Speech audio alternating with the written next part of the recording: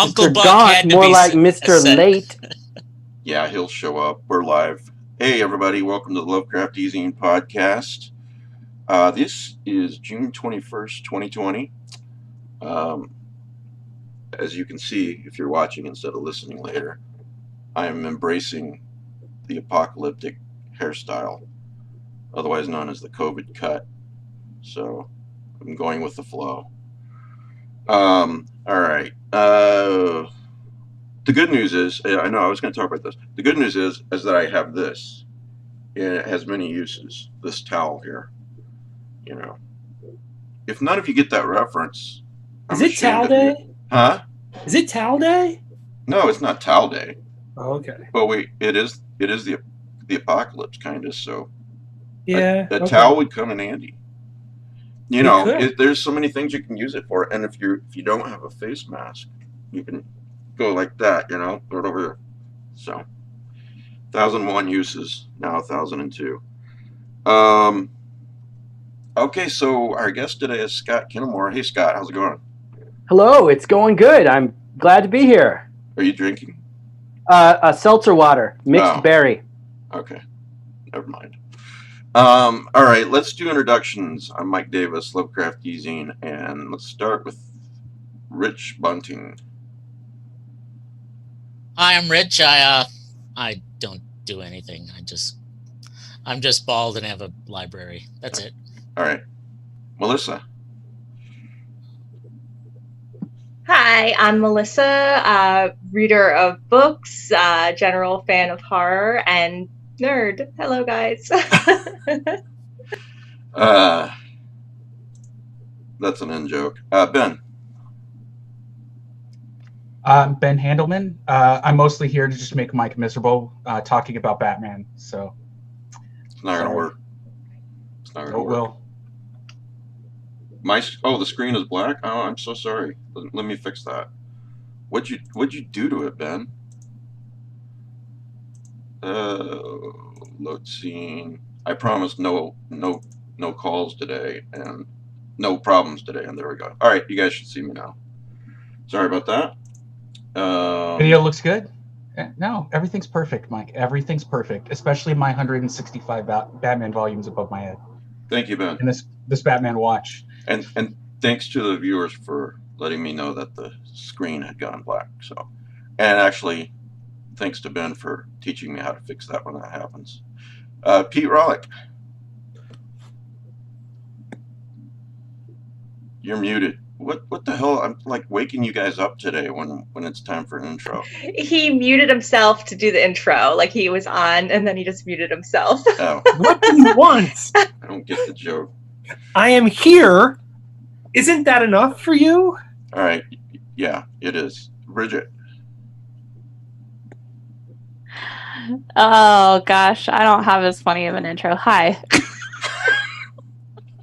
That'll do. I'm Bridget. I write music and make art and love horror things. The end. You make Cthulhu music boxes. You know, Yes. while I'm thinking about it, just almost everybody here is some sort of creator or whatnot.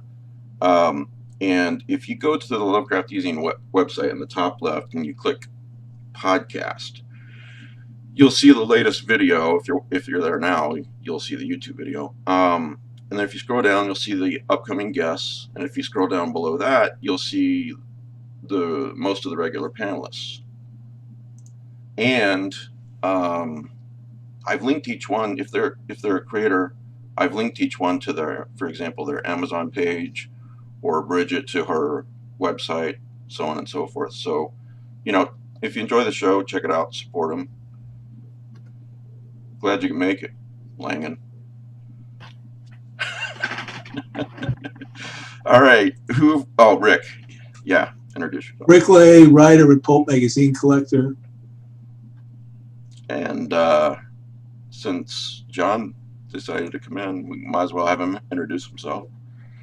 Hi, John Langan, satisfied dad. I just had a delicious dinner from the Frozen Rainbow Takeout Diner in Port Ewan, New York. Get it there, kids. You heard it here first. You're flush, yeah. Get what there? So I had the burger called The Works, which was, as its name suggested, the works, and it's just delicious. Pulled pork, bacon. No pulled pork, but like bacon and mushrooms and like cooked mushrooms and peppers and that sort of stuff. And I asked for gravy on my fries, and they gave me cheese as well. Ooh. And instead of giving you those big slivers of pickle that nobody ever eats, they started with the little, like, sort of smaller ones. And yeah, feeling pretty good about myself right now. Alrighty then. Ben, is that sarcasm? This is the best start yet.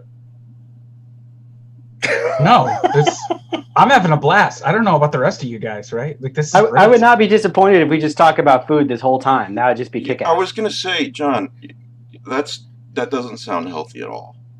It is absolutely not healthy at all. Yes. It will John's send like, me "What do you have back on to Father's Day?" the I had a light salad. horrifying elliptical machine tomorrow morning for my sins, you know? What'd you have on Father's Day? I had a light salad with diet dressing. Yeah, it was great. Did I miss anybody? The meal of sadness, Mike. The meal of sadness. Yeah.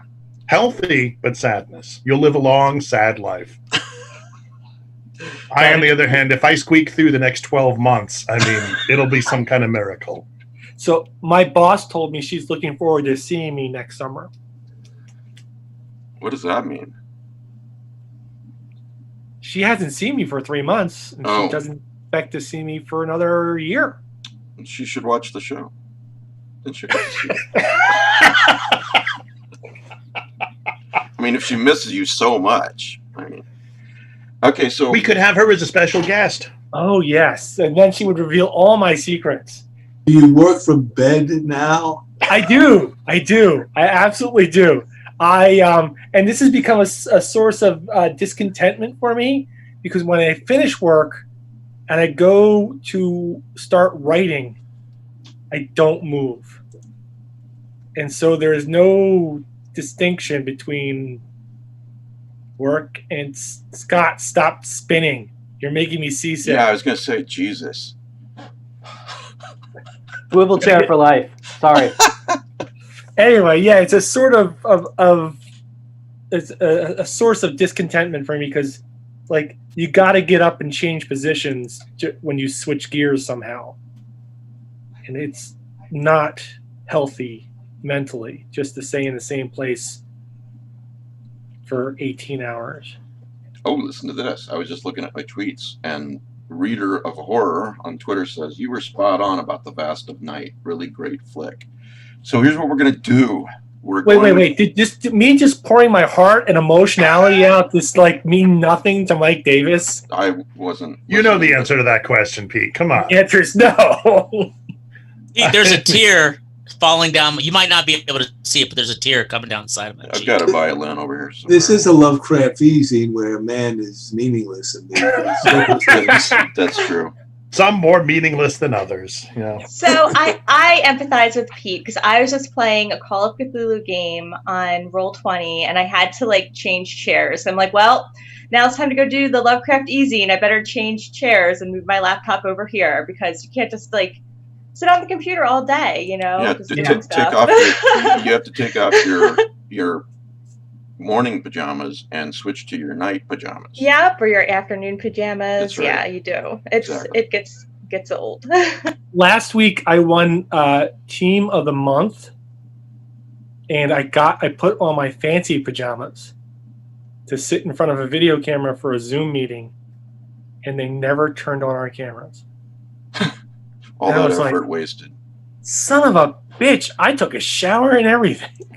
I would take a picture of myself and send it to all of them. Yeah. All right, so here's what we're going to do today. We're going to talk to Scott, probably, and then after Are we that, talking to Scott about food?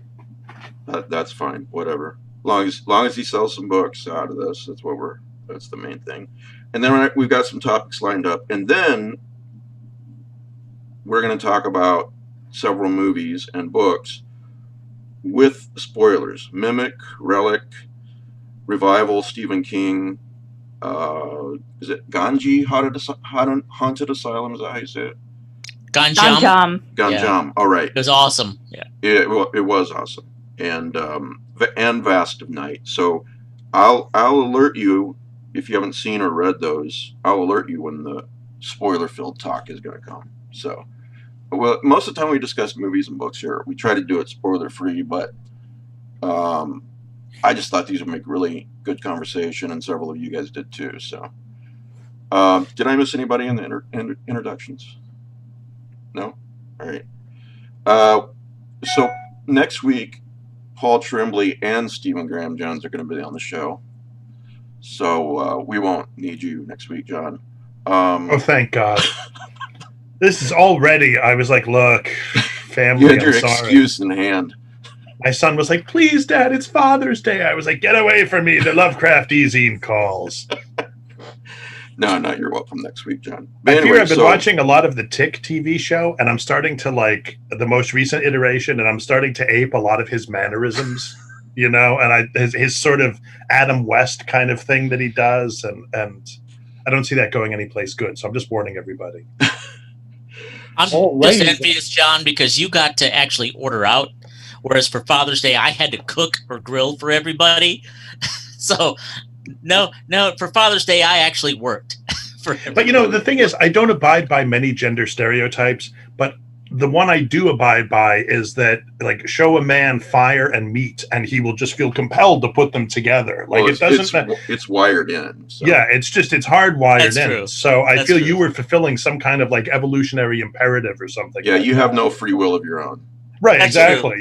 You're like, oh my God, now I have all this brisket. Go read some. Because I can, I'm still going to claim aggrieved status. Yeah, now go read some Thomas Ligotti. So imagine Ligotti on a grill. Is it done yet? Who cares? It's been done for 12 minutes. I've just burned it to cinder. Right. In fact, you could get sustenance out of this, but why would you one bother? of the men here, we won't say who, is actually on the show and grilling at the same time. Now, you try and figure out who it is. All right, so Paul's going to be on the show next week to talk about Survivor Song, his new book about the apocalypse. And so Paul emails me and says, hey, can Stephen Graham Jones come along with me? I'm like, yeah, hell yeah, he's been on the show a couple times. I love chatting with Stephen. And then I got a day or two later, I got this idea, and I emailed both of them. I said, well, since the two of you are going to be on the show at the same time, it's unprecedented. Why don't you guys interview each other? That would be fun. So I think that's going to happen like that. We'll see. Stephen replied that he didn't want to kick me off my own show. And I said, well, everyone else does, so don't worry about it. He's just lazy. He doesn't want to do the work. No, he's right now he's in book 7 of Paul Tremblay's work, trying to familiarize himself with it. So right, he's like, oh my God, I've never read this guy before. Exactly. So, John, Paul's is Survivor Song, and Stephen's coming up is The Only Good Indians. Do I have that title? Yeah, the Only Good Indians. Yeah, they're both terrific books, in all seriousness. Yeah, I've got 2 on the way. I mean, I've got one of each on the way, but I haven't been able to read them yet because they're not here. So, hey, what the hell are you doing, Pete? Are you okay? I'm fine. He needs a hug. Pete needs Has a anyone hug. ever just flat out died during this broadcast? We lose somebody? All right, so here's the deal. Don't jinx it. Oh, God. Yet? Well, we will get to you eventually, Scott, I promise. I promise. No rush. So last week, my son and his girlfriend came from Orlando to visit. So yesterday, I had to drive them back. I made the mistake of stopping in and going into a used bookstore. Mm-hmm. They decided they would sit in the car. They turned the air conditioner on without turning the car on. Oh, Jesus. Oh, that seems a poor choice. Makes you wonder what kind of father that kid has. Exactly. Who wouldn't teach him something as basic as that, right? I mean, well, he's 21. He doesn't drive. Whatever. Well, yeah. Remember when you were 21 and you were like, I'm a man, and now you're like 21. Come on, man, you're an embryo. Stop it. Yeah, I think I met my wife when I was 23, and I think 23, man, they were just born like a few years before. Yeah. Yeah. So, Anyway, so then I had to shell out money Oh, there's more for a story. new battery. The story just never stops, Mike. It just You didn't just jump it? What? Oh no, the battery was dead. Wow. Possibly coupled with the fact that I haven't driven the car for 3 months. That could be. Yeah. So on the live chat, Eduardo, I sure hope I'm saying your last name correctly, but he says, imagine Legati on a grill has to be a life motto for someone. So Scott, we have a guest, by the way. How's it going? You can unmute. Good. We'll talk to you now. I'm really happy to be here. Can I just say, I really enjoy this podcast, and you guys have on so many writers that I like. It's really awesome to be a guest. And John, I don't think I've ever met you in person, but I'm a big fan of your work, let me say, and thank you for the blurb for my book. So I just really appreciate it and really enjoy what you do. John's a writer? No, we're talking about other stuff. Oh, okay.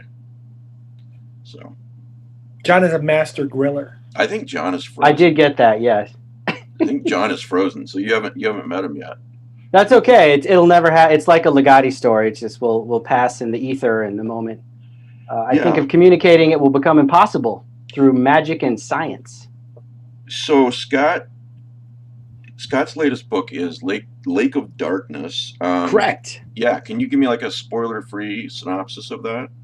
So it's a sort of cosmic horror detective story set in Chicago a little over 100 years ago, sort of during World War I, about a decapitationist working on the south side of Chicago, where I used to work in community development for a lot of years. And it's about a African-American cop who's tapped by the mayor to try to stop this decapitationist, and just sort of goes from there. There may be like monsters that live in Lake Michigan, or maybe not. Learn a lot about Chicago history and a lot of emphasis on the vice districts, because Chicago used to have this area called the Levee District, which is basically like Amsterdam in The Wire, where they were just like, yeah, we're just going to not sort of enforce laws in this. So there was just like opium dens and prostitution and gambling, and I'm continue to be fascinated with how that world functioned and how it wasn't sort of like playing by the rules of the rest of Chicago. So a lot of it kind of intersects in there.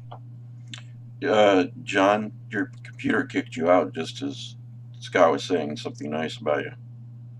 Yeah, I don't know what happened. It was actually, I thought for a minute there, I was like, are they all playing a joke on me? Because everyone went still, and then I thought I was in that Ganja movie, and I was like, oh my God, come on. Who's filming? Come on. Who's filming? Who's filming this? Who's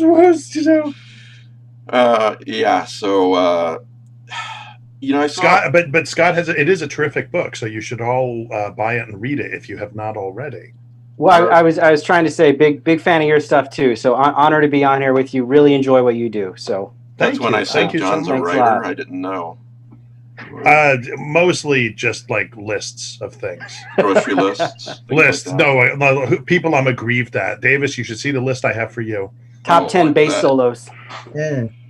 Okay, so all right. So I saw a comparison on. I don't remember if it was Amazon or another site, kind of comparing it, at least the feel, to the first season of True Detective. Is that more or less accurate, or again without spoilers? But well, it's kind of a high bar. I liked True Detective season 1 a lot, but I can say what I was thinking about when I was writing it is I like detective stories, but I also I really like detective stories in which like a detective is forced to function amid absurdity, or sort of like in an absurd system. So, like for example, I always say I'm a big fan of the Arkady Renko detective novels that Martin Cruz Smith writes about a Russian cop. Because, in the series starts, he's got to deal with the absurdities of solving crimes under the Soviet system. And then now, of course, it's like under Putin. But it's and a good guy trying to do the right thing, trying to help people. But he's got these strange, surreal, almost Legati-esque sort of absurd things he has to contend with. So I wanted to write this book because, when I worked on the South Side in community development, and I would learn about sort of the history of law enforcement in Chicago and on the South Side in particular. At a like I think I was saying before we talked earlier, Mike. Like at a high level, Chicago can appear to be sort of a progressive city when it came to like having African American cops. Like they've had black cops essentially since the Civil War. They were a leader in hiring police matrons who were sort of proto-female cops. And historians think Chicago hired the first female African American cop in the history of the United States in about 1910. So you say, oh, well, Chicago is a progressive leader. But if you kind of scratch that surface, you learn that, cops back then, if they were black, they didn't even get a uniform. It was just a badge and a gun. And they didn't get to patrol in white neighborhoods, and they would never have a white partner. But yet there were these periods of change, and World War I was one of them, where there's sort of these inflection points where, maybe there are going to be these, essentially civil rights changes before that was even like a phrase in the lexicon of maybe now black cops will get uniforms and will get to patrol all the neighborhoods. And so I was thinking, what would it be like for a cop trying to catch a decapitationist on the South Side during this period of incredible change and incredible social change? So that seemed more interesting to me than just like setting the story now. So a couple things. First off, no offense intended, but you're making me dizzy. With you. Let me find a box to set my computer. Yeah, there on. you go. Thank you. Boom. That is much better. Thank you. You mentioned cops struggling through absurdities. It makes me think of Penny Dreadful, City of Angels, which is going on right now. Have you seen that show? It's on Showtime, I think. I have not seen it. I've heard of it. I've not seen it. Yeah, well, if you haven't, it sounds like your type of thing from what you're saying. So cool. Yeah. Okay, so Scott, have you ever read the Dead Detectives comic series? No. What's that? It is about, so in the first 3 panels of the comic, somebody comes in and shoots the detective in the head at his desk, and his hat slumps down in front of him. And then for the rest of the comic series, people just come in and yell at him, shoot him, fight with him, give him cases, and he solves them. So is he a zombie or? No, he's dead. He does absolutely nothing, but everything just goes on around him. And cases come and are solved. And is it good in your? It's hilarious. Okay. But it's exercise in absurdity. Yeah. And it plays with the idea that in a lot of detective novels, the cop is just there. The cop or the detective is just there to narrate everything else that's going on. That's a good point. It is. Absolutely. It is. Yeah, so why don't I take a step back for a second? Anyone else want to throw questions at Scott? And then I'll have a few things too. Please feel free.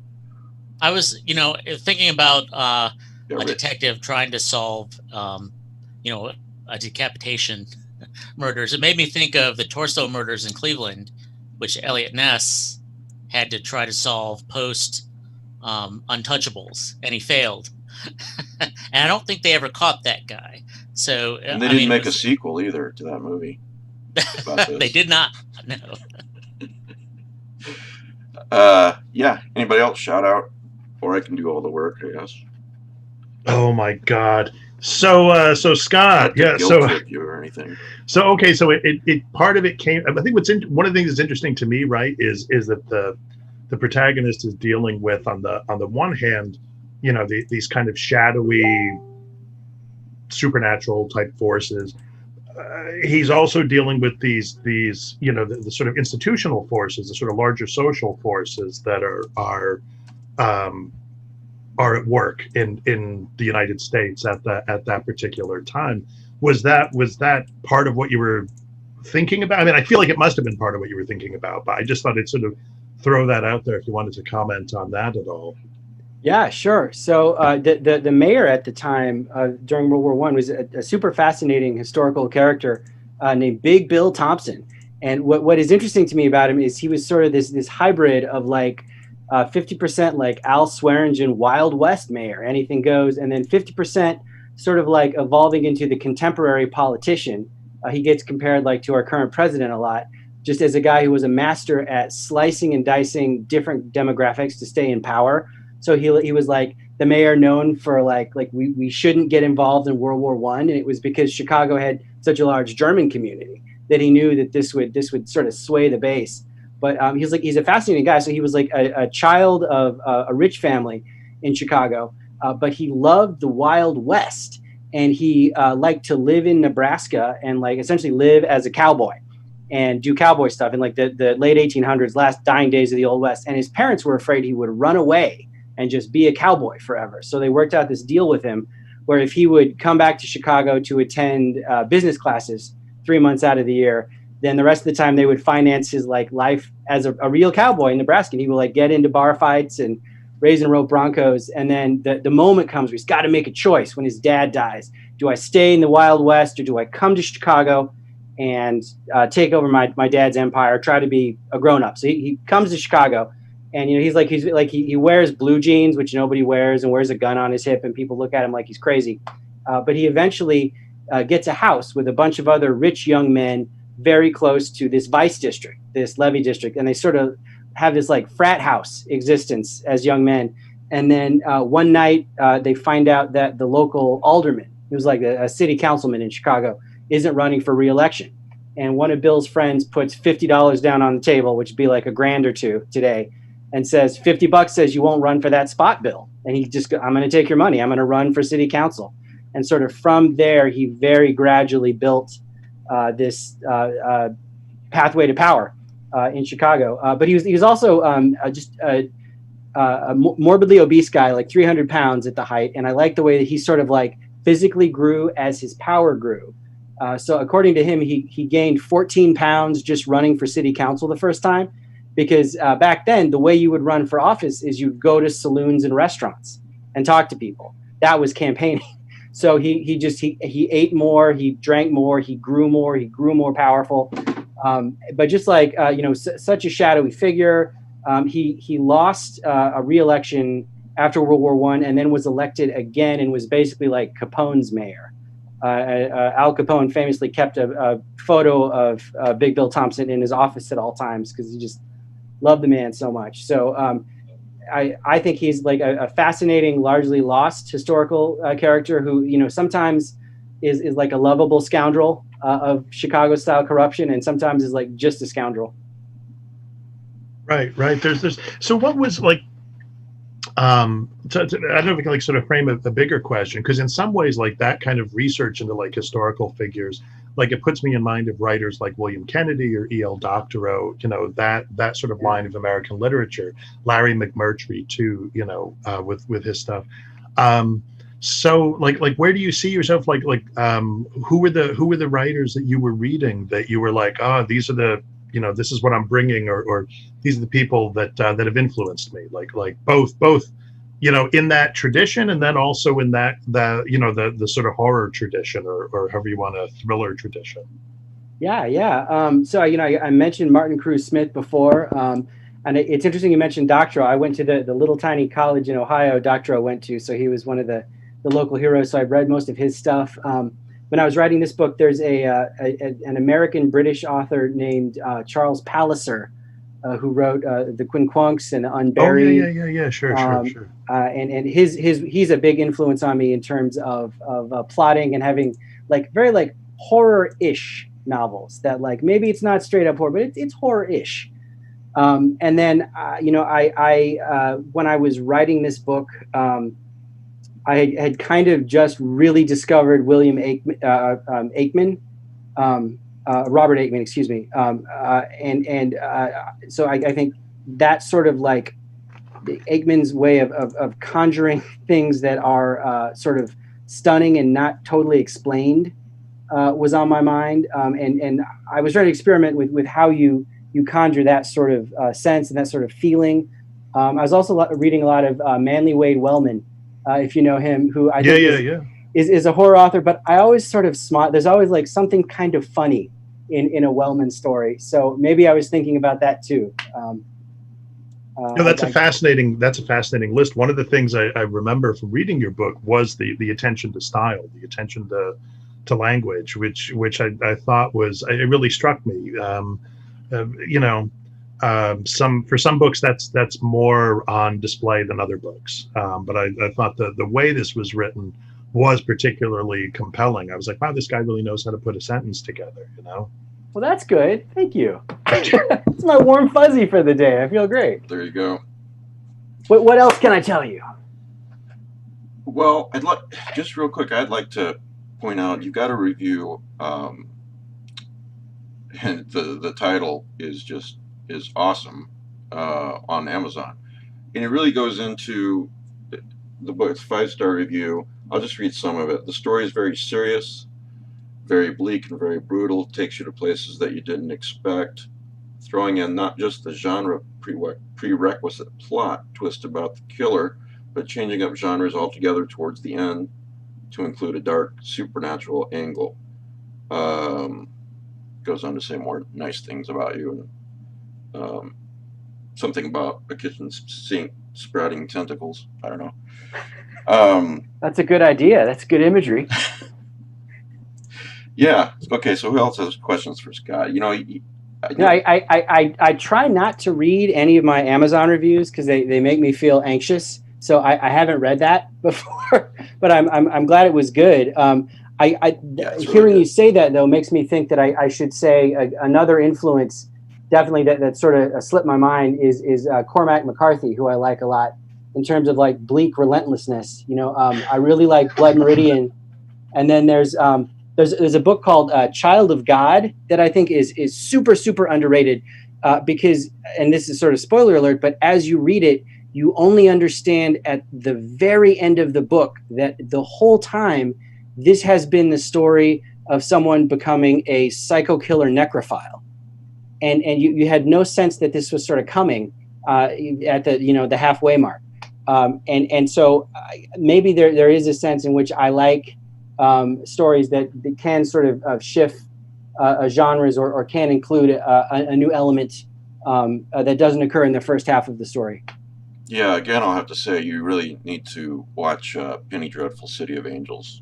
I really think it's going to click with you. I'm making that note already. Yeah, on several levels, I think. So okay, cool. John, you have any more? Anyone else have any more? Well, I do, but I didn't want to wake Pete up, actually. So that's a good point. I had a question about Grand Hotel. Oh yeah, me too. Yeah. Yeah.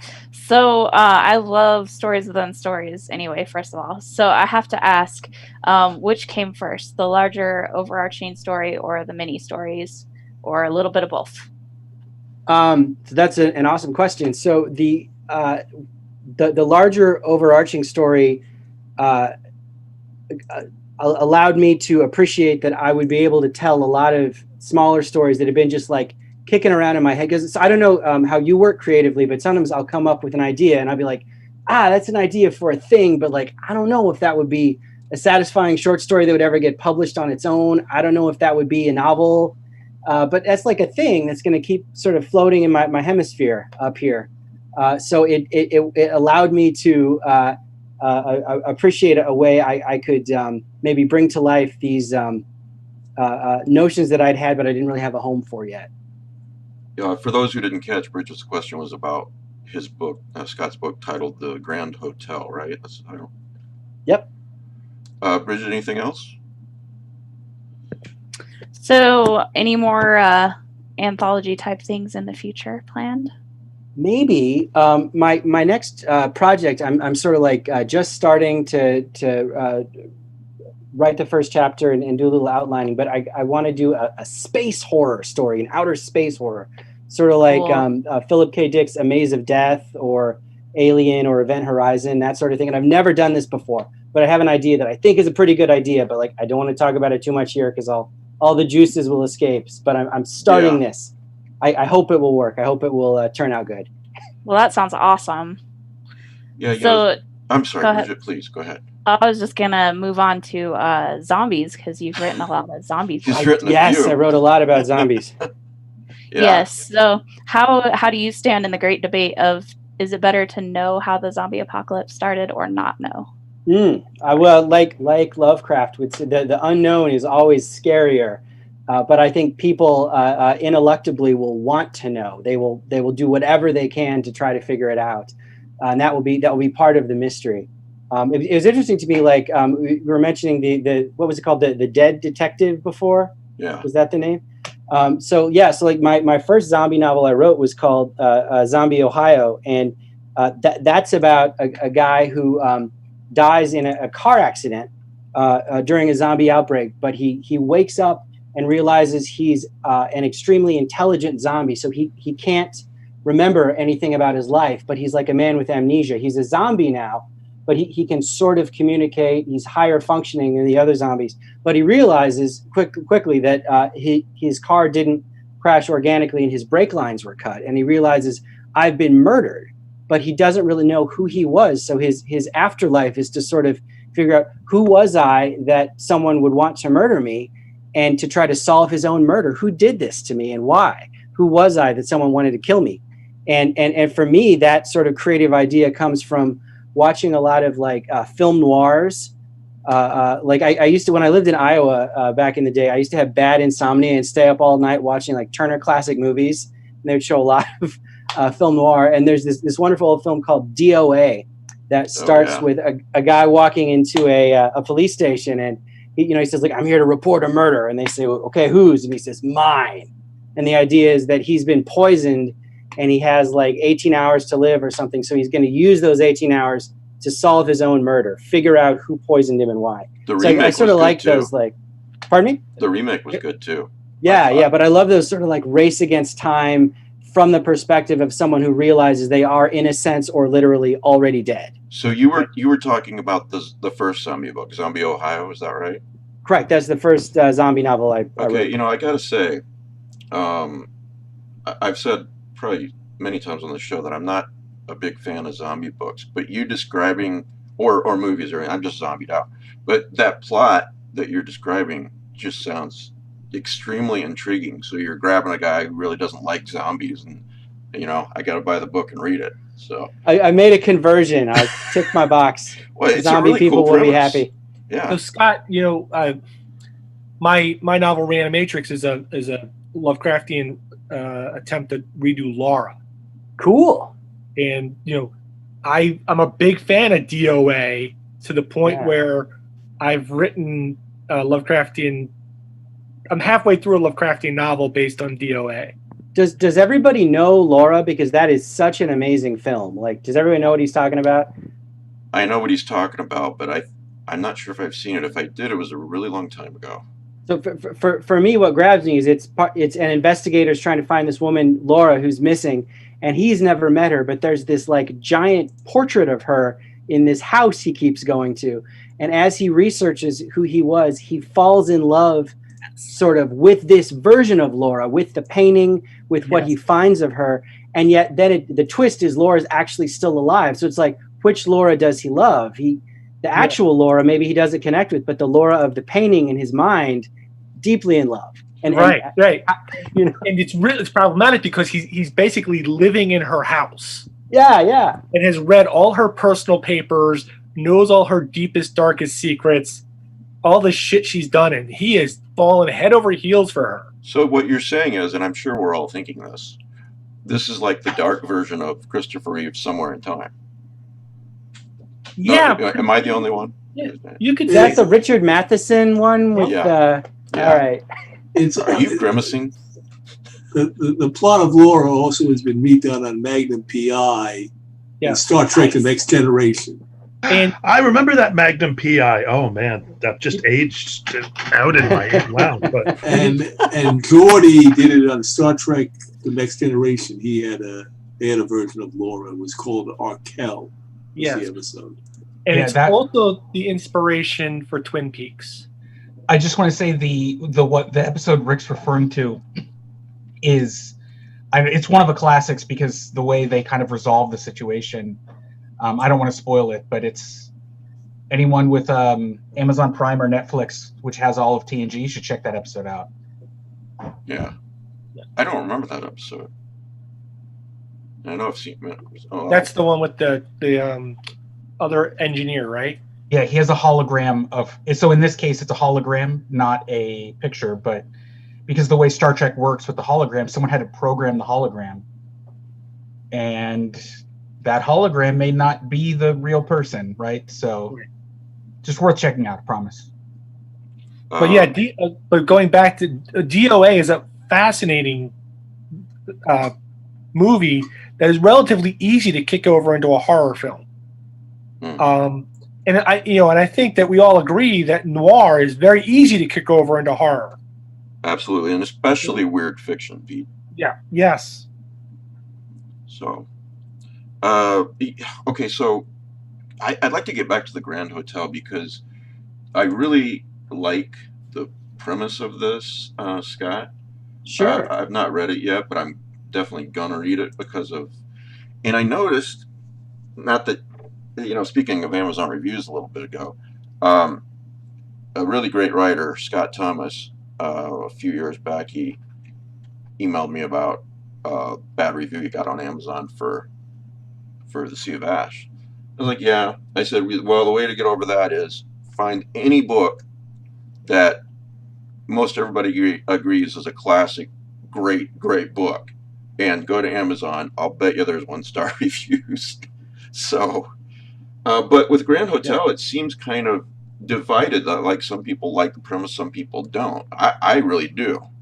Could you tell us a little bit about, spoiler free, about the Grand Hotel premise summary?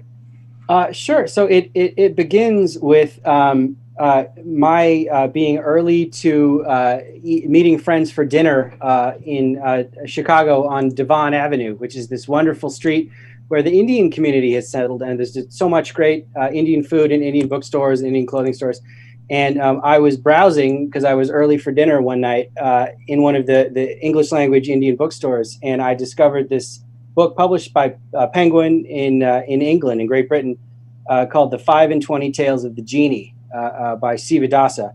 And it's this sort of traditional Indian text in which a genie tells a number of stories, and each story has a consequence or a lesson, and the protagonist is required to sort of display that he has understood the story and taken the correct lesson from the tale, and that not doing so, taking the wrong lesson from the tale, may be fatal. He may be killed by the genie in the story. And it's sort of complicated, and it has sort of like, Gilgamesh or Beowulf. It's very old, and there's some sort of ways the plot worked that are not the ways plots work now and would be unsatisfying to a contemporary reader. But I thought, this is amazing, and I'm interested in doing this sort of frame story with a fatal element, with a potentially murderous element, with a way in which the book is sort of almost a game, because we are rooting for the person going through the book, not just to hear the stories, but to understand the meaning of the stories with the sense that something fatal may be at stake. And then lots of fun surprises. But as I was saying to the question earlier, it was also a way for me to shoehorn in a lot of just spooky ideas I had before. So I love cooking shows. My wife and I watch TV travel and cooking shows all the time. I love Anthony Bourdain. And for a long time, I've been there has to be a cooking show where accidentally somehow a person is cooked. A person ends up on the menu. How can this? And that has just been a notion I had for years. And eventually with this, I figured out a way that there's this chef. He has this cooking show, but, cooking shows become untrendy anymore. He's looking for another gig. And the production company says, well, what if you were like a ghost chef? Like you went and cooked in haunted places? And he's like, I'll do this temporarily for the money. And then, most of the time he realizes the places aren't really haunted and it's sort of asinine. But then he stumbles upon the one place where it seems like something special is happening. And spoiler alert, eventually someone ends up in a cooking pot. And I found a way to do that. And to sort of share some other just oddities that I had come up with over the years. with that sort of a fatalistic frame story. So it Does that make sounds like you haven't seen any Gordon Ramsay cooking shows then, because that happens a lot. I have seen some good. He's not my favorite. He's too grouchy. He's too mean. He is a little grouchy. Yeah. But my wife watches those, and she also watches the ones with the kids. Mm-hmm. And he's so freaking 180 degrees, so nice to him. Yeah. I'm like, okay, wow. Yeah, I from books I have read and shows I have seen, I do have the sense that cooks and chefs, it's sort of like medical school, and that like the senior people bust the chops of the new people and are just awful to them, and that's just the culture. So that I think that's what he's feeding into. Yeah. Feeding into? Boom. Yeah, there we go. I got my pine. That's, Yeah. Why I'm here. Okay. Anybody else with questions for Scott or comments or anything? Yeah. So I'm kind of curious, Scott. Like, what brought you? Like, why are you here? Like what brought you to the weird end of the pool? Yeah. Like were you always like that when you were a kid, or was there some kind of conversion experience, or like Paul on the road to Damascus or something? Not Paul Trimley, no. That's a good question. I would say the answer is yes, and it was actually, as we are on the Lovecraft eZine, it was Lovecraft. I can remember being about 10 years old and riding my bicycle to the local library because I'd heard about this guy Lovecraft referenced by other writers I was reading, and I thought, well, I'll go see if they have one of his books, and they had one. It was one of the old Arkham House hardback collections with like the really, really good expensive cover art. Yeah. And I remember I sat there on the linoleum table and I read the first two stories in the book, which were In the Vaults and Pickman's Model. And then I put the book down and I thought to myself, this might be the best thing anyone has ever done ever.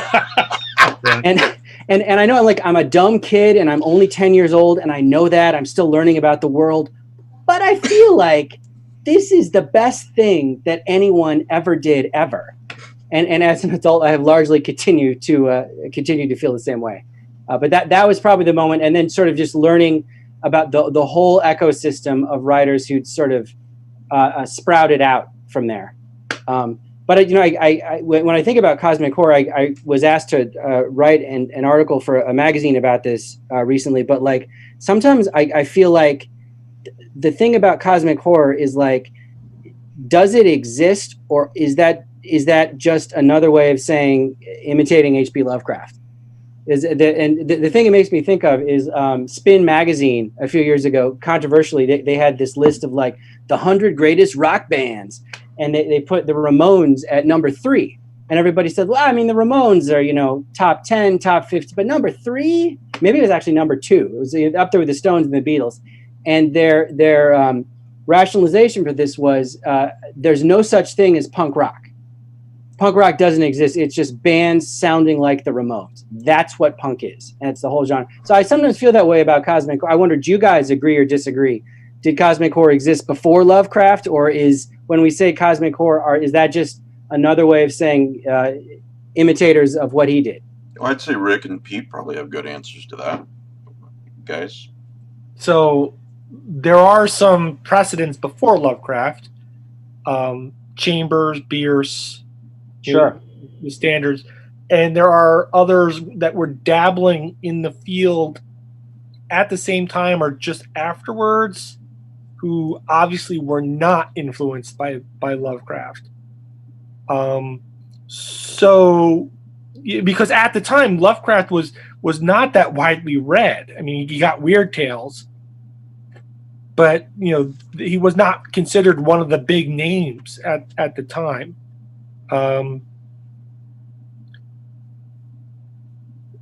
Olaf Stapleton doing basically cosmicism.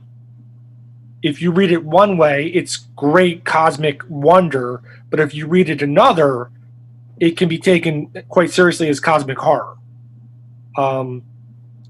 So Lovecraft gets points for maybe setting the stage. but he wasn't the only one working on the set. And it's gone in a bunch of different directions since then. I got to ask you, Pete. Sorry, Rick. Go ahead.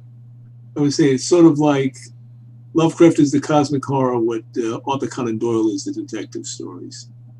You have before Edgar Allan Poe, Emil Gaboriau, but the person who really gets the public imagination is Lovecraft and Doyle. Right. Pete, you just said cosmic horror and cosmic wonder, which I think about a lot. Talk about that for a second, if you don't mind. Well, so when people talk, people talk about this is Lovecraftian, that is Lovecraftian. Yeah. It's really because we don't have a good vocabulary to describe what we're reading. And Lovecraft is just the person we go to. I think of it as a sort of a hierarchy. There's this whole idea of cosmicism, that the universe is vast and wonderful and strange and not focused just around humanity. Yeah. And within that, you get cosmic horror and cosmic wonder, where you can go out into the universe and explore it, and you can be scared because it's a horrible, frightening place and everything wants to drive you mad and eat you. Or it can be wondrous. Like Sagan versus Lovecraft. Sagan versus Ligotti. Yeah, that's true. Yeah. Lovecraft is just one of those branches down. William Hope Hodgson and Chambers are probably others. Mm-hmm. We had this debate the other day on what Sea Fever. People, Sea Fever is a Lovecraftian film. And like, no, Sea Fever is a William Hope Hodgson film. It's a rewrite of The Voice in the Night. Great story. Nothing cosmic horror about it in terms of Lovecraft, but and then you get Arthur C. Clarke strays into cosmic horror with Childhood's End. Yeah. And The Monolith. The Monolith is a story sort of like that fits right there on the edge. It could go either direction, right? It could be depending on what happens next. Well, I hear the word monolith and I immediately go to Lovecraft in my mind because, And maybe that's what Clarke was trying to do, is to straddle that line between is the universe going to be wondrous or is it going to be horrific?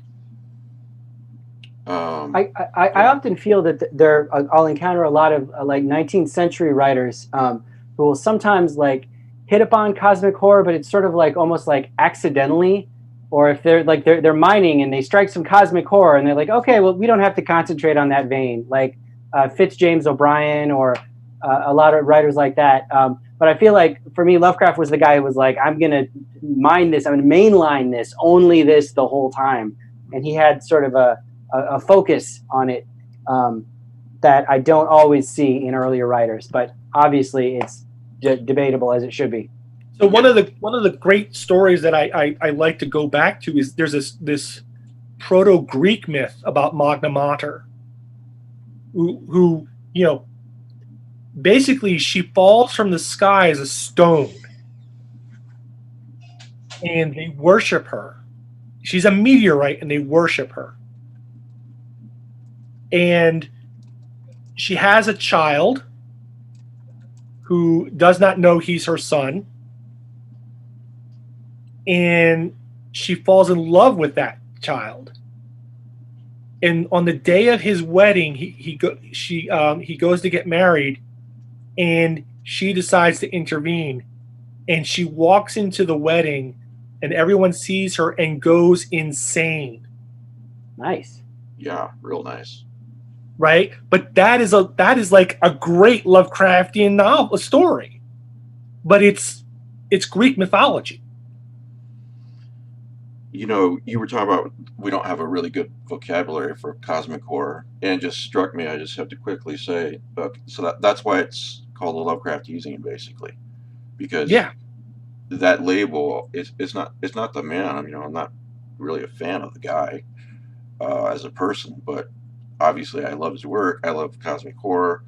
So what do you label this as? The only real label that comes close is the name Lovecraft. So, as opposed to the cosmic horror / weird fiction / cosmic wonder, you know. So, Ben, you want to say something? Who? Ben. Yeah. So I think kind of a combination of what Scott and Rick were saying is pretty accurate here. So it's not that the cosmic horror as we may understand it now didn't exist in some form in the past, but definitely with Lovecraft we sort of have like a clear focus point. And then the thing is, while initially people weren't reading Lovecraft, certainly his influence by the 1970s, I would say, is so pervasive that it's sort of hard to point to any modern works and say, no, this wasn't influenced at all by Lovecraft. So I think of, for example, he used Conan Doyle. There were detective stories before Conan Doyle, and there are lots of modern detective fiction writers that would say, well, no, I don't like Sherlock Holmes, I don't read that. And they claim they're not influenced by it, but they're influenced third or fourth or fifth hand. Right. And it's sort of like I can't think of a single detective show, for example, that doesn't have some elements of the way Conan Doyle handled a mystery story. And I think with cosmic horror, it may be the same thing. Yeah, there are people that were, Joe Pulver, may he rest in peace, certainly was more influenced by Chambers. But I don't think Joe would say he wasn't influenced, his works weren't influenced by Lovecraft, for example. No, he wouldn't. Arthur Machen. I mean, you can even go all the way back. Lovecraft himself points to Homer's Odyssey, right? And, the encounter with the Cyclops and things like that. But I think Scott hit it right on the head where Lovecraft was really the first person that really this is what I'm doing, this kind of story, this kind of horror. And in 2020, do I think anyone can write cosmic horror that's not at least somewhat influenced by Lovecraft? I doubt it, honestly. Maybe in Africa or something where they just aren't connected to any of what we're talking about here. But in English, I don't think so. So I think Jeff Vandermeer has an essay about, or at least a rant about how his Annihilation trilogy is not Lovecraftian, and it's based on a bunch of different traditions. Yeah, he's not a Lovecraft fan. But I think, though, what it kind of reminds me of is when I was an undergraduate and reading The Wasteland, T.S. Eliot's poem.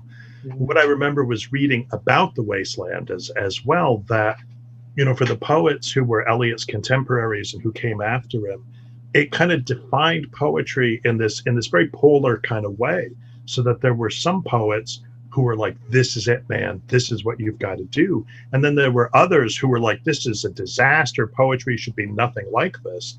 And so I don't know, I'm not sure if Lovecraft functions exactly the same way, but there may be something of that in it, the feeling that yeah, like it's funny what Scott was describing. I mean, Ramsey Campbell talks about the same thing. Like he was roughly the same age and he found a bunch of Lovecraft stories and he read them and he was like, this is the best thing I have ever read, and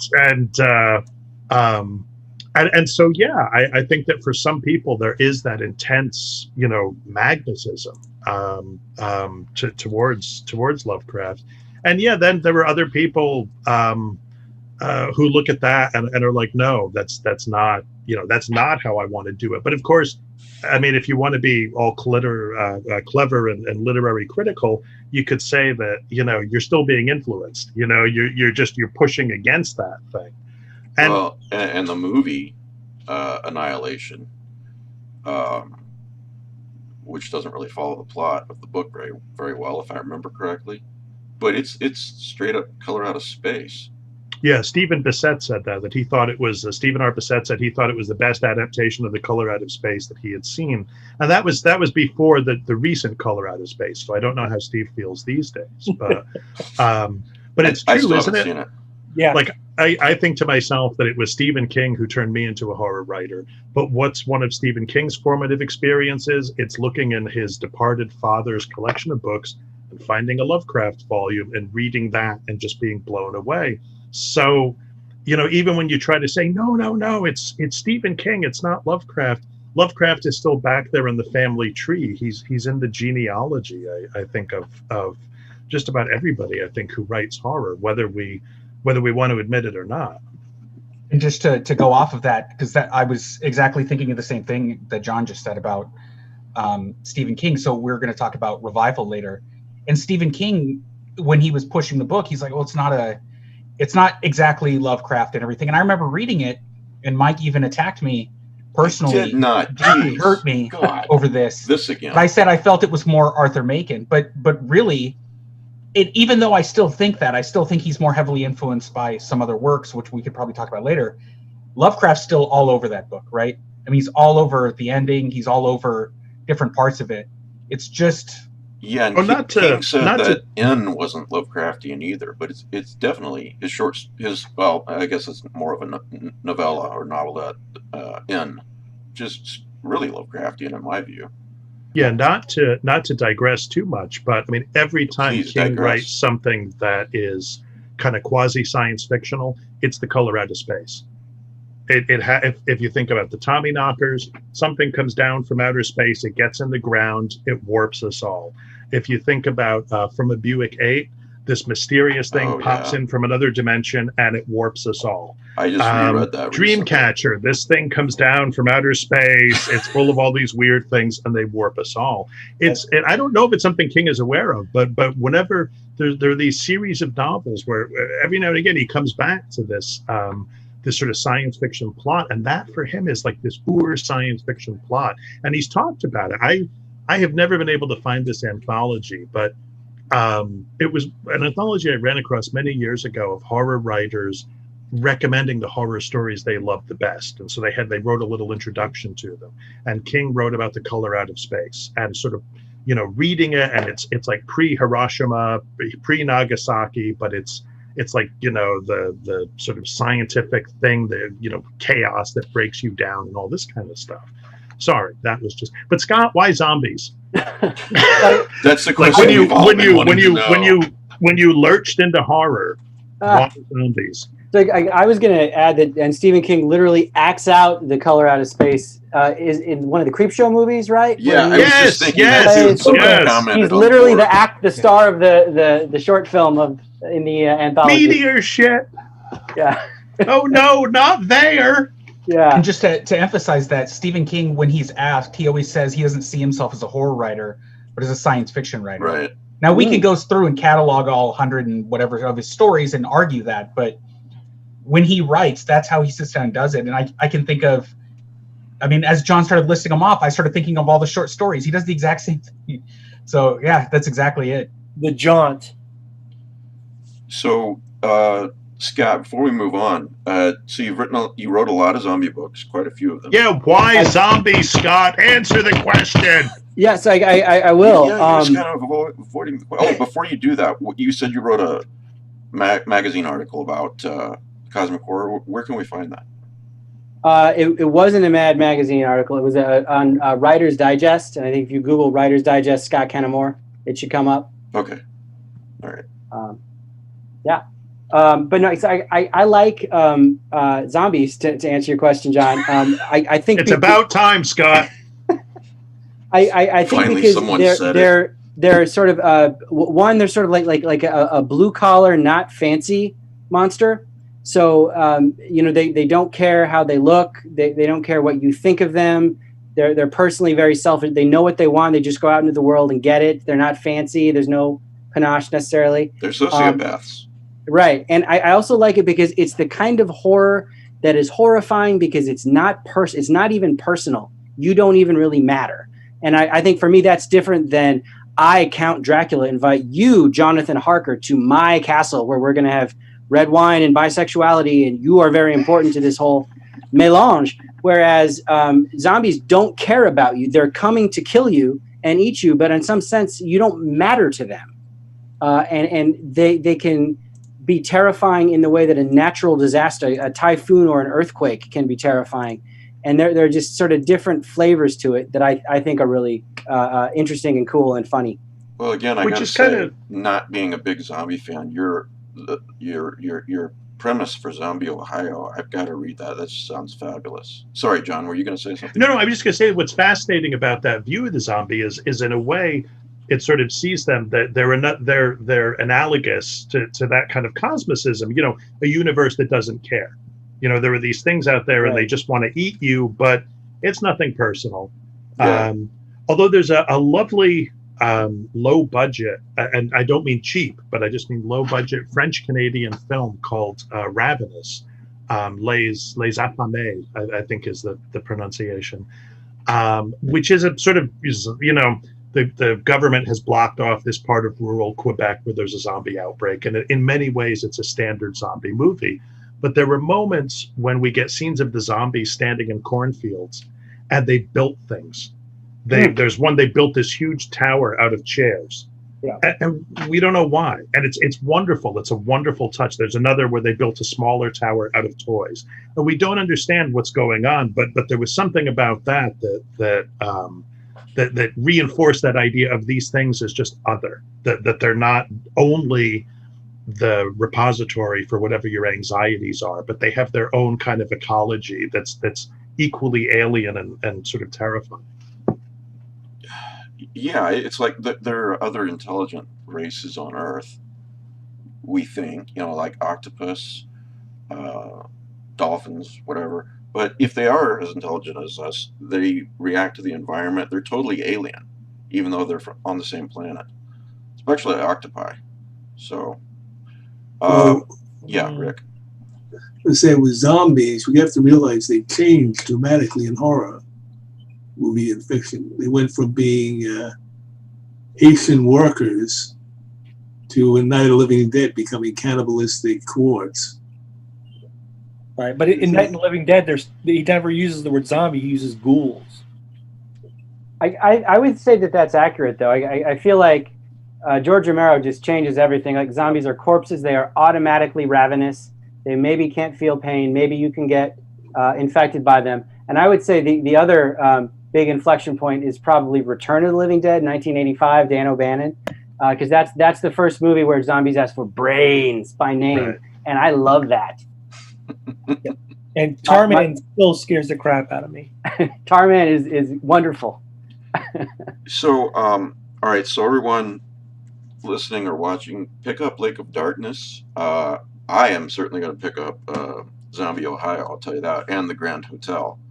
I mean, I'm sure I'll get to the rest of your books, Scott, but those are the personally. There's a lot of them, only if you want to. Well, yeah, you know, no as long as you buy them, you don't have to read them, you know. No pressure. No pressure, Scott. You got to learn about this. Sell your damn books. Buy his books, people. Come on. It's quarantine. What else are you doing? Don't go out and infect people like an idiot. Get Scott's books and spend your time reading. Oh. So thanks, your kickback is in the mail for that, John. Thank you, Scott. It's a little late in coming. That's all I'm saying. You know. So Lake of Darkness. Just again, personally speaking, Grand Hotel and Zombie Ohio, they all look. No, I read Lake of Darkness, but the other two look really, really intriguing to me personally. And I guess if you're a zombie fan, you've got a lot of Scott Kenemore books to go through. So if you haven't already, there's a few. Yeah. So I always like to ask guests this question: what do you view? What to you is success as a writer? What makes you feel successful? For me, it is like a primal caveman urge to just want to be around the campfire, contributing stories. I've always liked storytelling. In addition to reading stories, as a child, I liked to go to storytelling festivals. And for me, the urge to do something creative is just the feeling of when you are around great art or things that make you want to make art. That feeling of like, hey, I got one. I once saw Joyce Carol Oates give a talk. And she articulated it as like the feeling of being with story. Like I've got a story is going to come. I'm with story. So for me, I just, if I can make other people feel the kind of good feelings that I feel when I read good cosmic horror, then I think I will have done something useful and productive. So that makes me feel good and happy.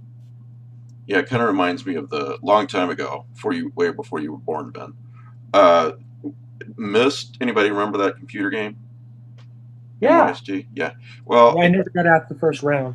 I couldn't that? get out. I couldn't get out of the room. Yeah. Well. Yeah.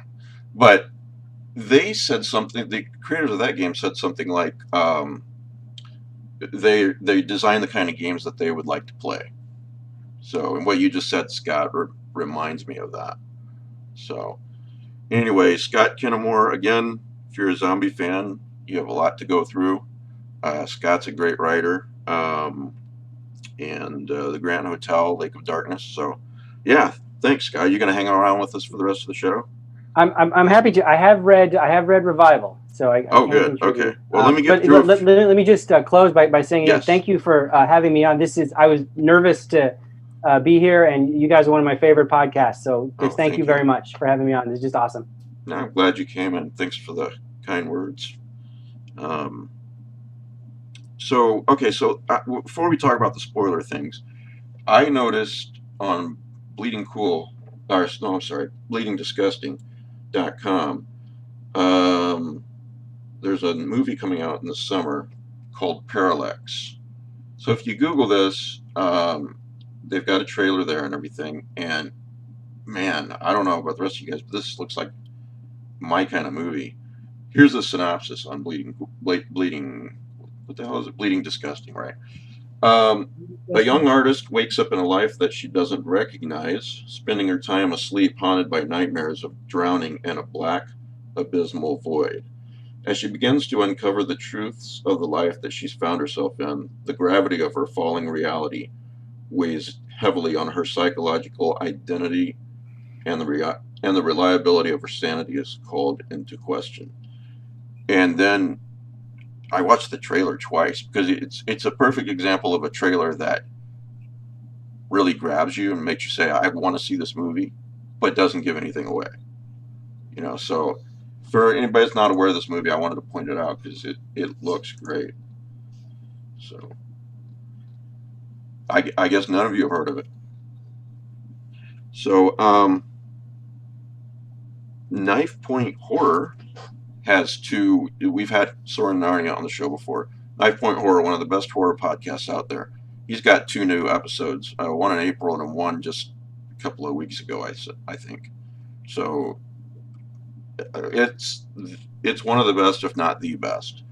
I started with a couple of years ago. I started with his story. Oh man, I can't think of it now. Staircase, I think that was it, and creeped me out like no other podcast has, and then I was hooked. So, have you guys listened to any of the episodes of Knife Point Horror? I have not. I read books, Davis. Yeah, but what do you do when you go to bed? Huh? Answer me that. I sleep. I read a book. I listen, and then I fall asleep 5 minutes later. All right, so anybody see my posts on Facebook or Twitter where I wrote no mask, and referencing The King in Yellow, but also the conversation about people not wearing masks when they go out. And Kat Pulver, who doesn't have great vision, her phone reads things to her, like tweets and things like that. So I guess it went wonky last night, and the screen didn't turn on, but it suddenly started just saying, no mask. It freaked her out. So, Ben, you want to say anything about Benny O'Neill before we go to the spoiler section? Yeah, so I know we're going to talk about it more later. I just want to touch on it real quick. So Denny O'Neill passed away. We're going to do we're going to do a Patreon podcast. Yeah, so I just real quick wanted to address it for those that are not Patreons. So Denny O'Neill he passed away a couple weeks ago. He was a Batman writer and probably even more influential as an editor. So a lot of the classic things you think about Batman now, we can attribute to him. So before Denny O'Neill, Batman, for the 50s and 60s, Batman was sort of a more lighthearted, maybe not quite as campy as the 60s TV show, but kind of in that vein, right? So if you go read a Batman comic from the 1950s, he's fighting on a giant typewriter, or, all of his villains like Kite Man, you can imagine. And Denny O'Neill sort of wanted to take it back to the original roots and make Batman a detective. So if you read his Batman stories, like The Joker's Revenge, it's Batman like solving crime like a detective. You know, he's looking for clues. He's in the dark using a flashlight, and so his Batman was more authentic. Is probably how I would term it, because that's really how Bill Finger and Bob Kane created him. Yeah, and if I can quickly interject, I'm getting the strong feeling that the upcoming movie with Robert Pattinson, The Batman, focuses a lot on his detective skills, which it hasn't really been a real focus in previous movies, I don't feel. Yeah, I want to say the 89 Batman film just sort of lightly brushes against the fact that he's a detective, and that's it. The rest of them, he's a superhero. And so Denny O'Neil sort of pushed that, and then he also created Ra's al Ghul, for example, right? And he has this great series of stories. The collection Tales of the Demon. I'm literally looking at it right now. Yes, Tales of the Demon. I highly recommend tracking down. Basically, in the mid 1980s, when they rebooted the DC universe, they didn't reboot Batman because some of Denny O'Neil's stories were considered so seminal and important. They didn't want to toss them out the window. They never reboot Batman. I'm sorry? They never reboot Batman. Basically. No, they don't, because he's awesome. And even all the if they stories are make great. some changes, they drift right back. Yeah. So in, again, he actually started as an editor, and he became an editor again. He was actually in charge of Batman during the 90s and the 80s and 90s. So he was the editor behind The Killing Joke. He was the editor behind Nightfall, which maybe some people don't have fond memories of, but I was growing up when that was what was going on in Batman, and it was amazing. And sort of his influence. So Frank Miller talked about how influential Denny O'Neil's stories were on him, and a lot of writers today. So Scott Snyder, for example, had a wonderful post about how Denny O'Neil's stories influenced him. We'll talk about it more on the podcast, but I did want to just sort of touch base on who he was and why he's so important. So Batman the Animated Series, for example, is like a long Denny O'Neil Batman series, as an example. So John Horner Jacobs, who we've had on the show once or twice, has I don't know if it's out yet or if it's about to come out, Murder Ballads. I love the cover. John, have you read this? Yeah, it's on the way. It's on the way out. I have an arc to look at. Yeah. Oh, okay. He's terrific.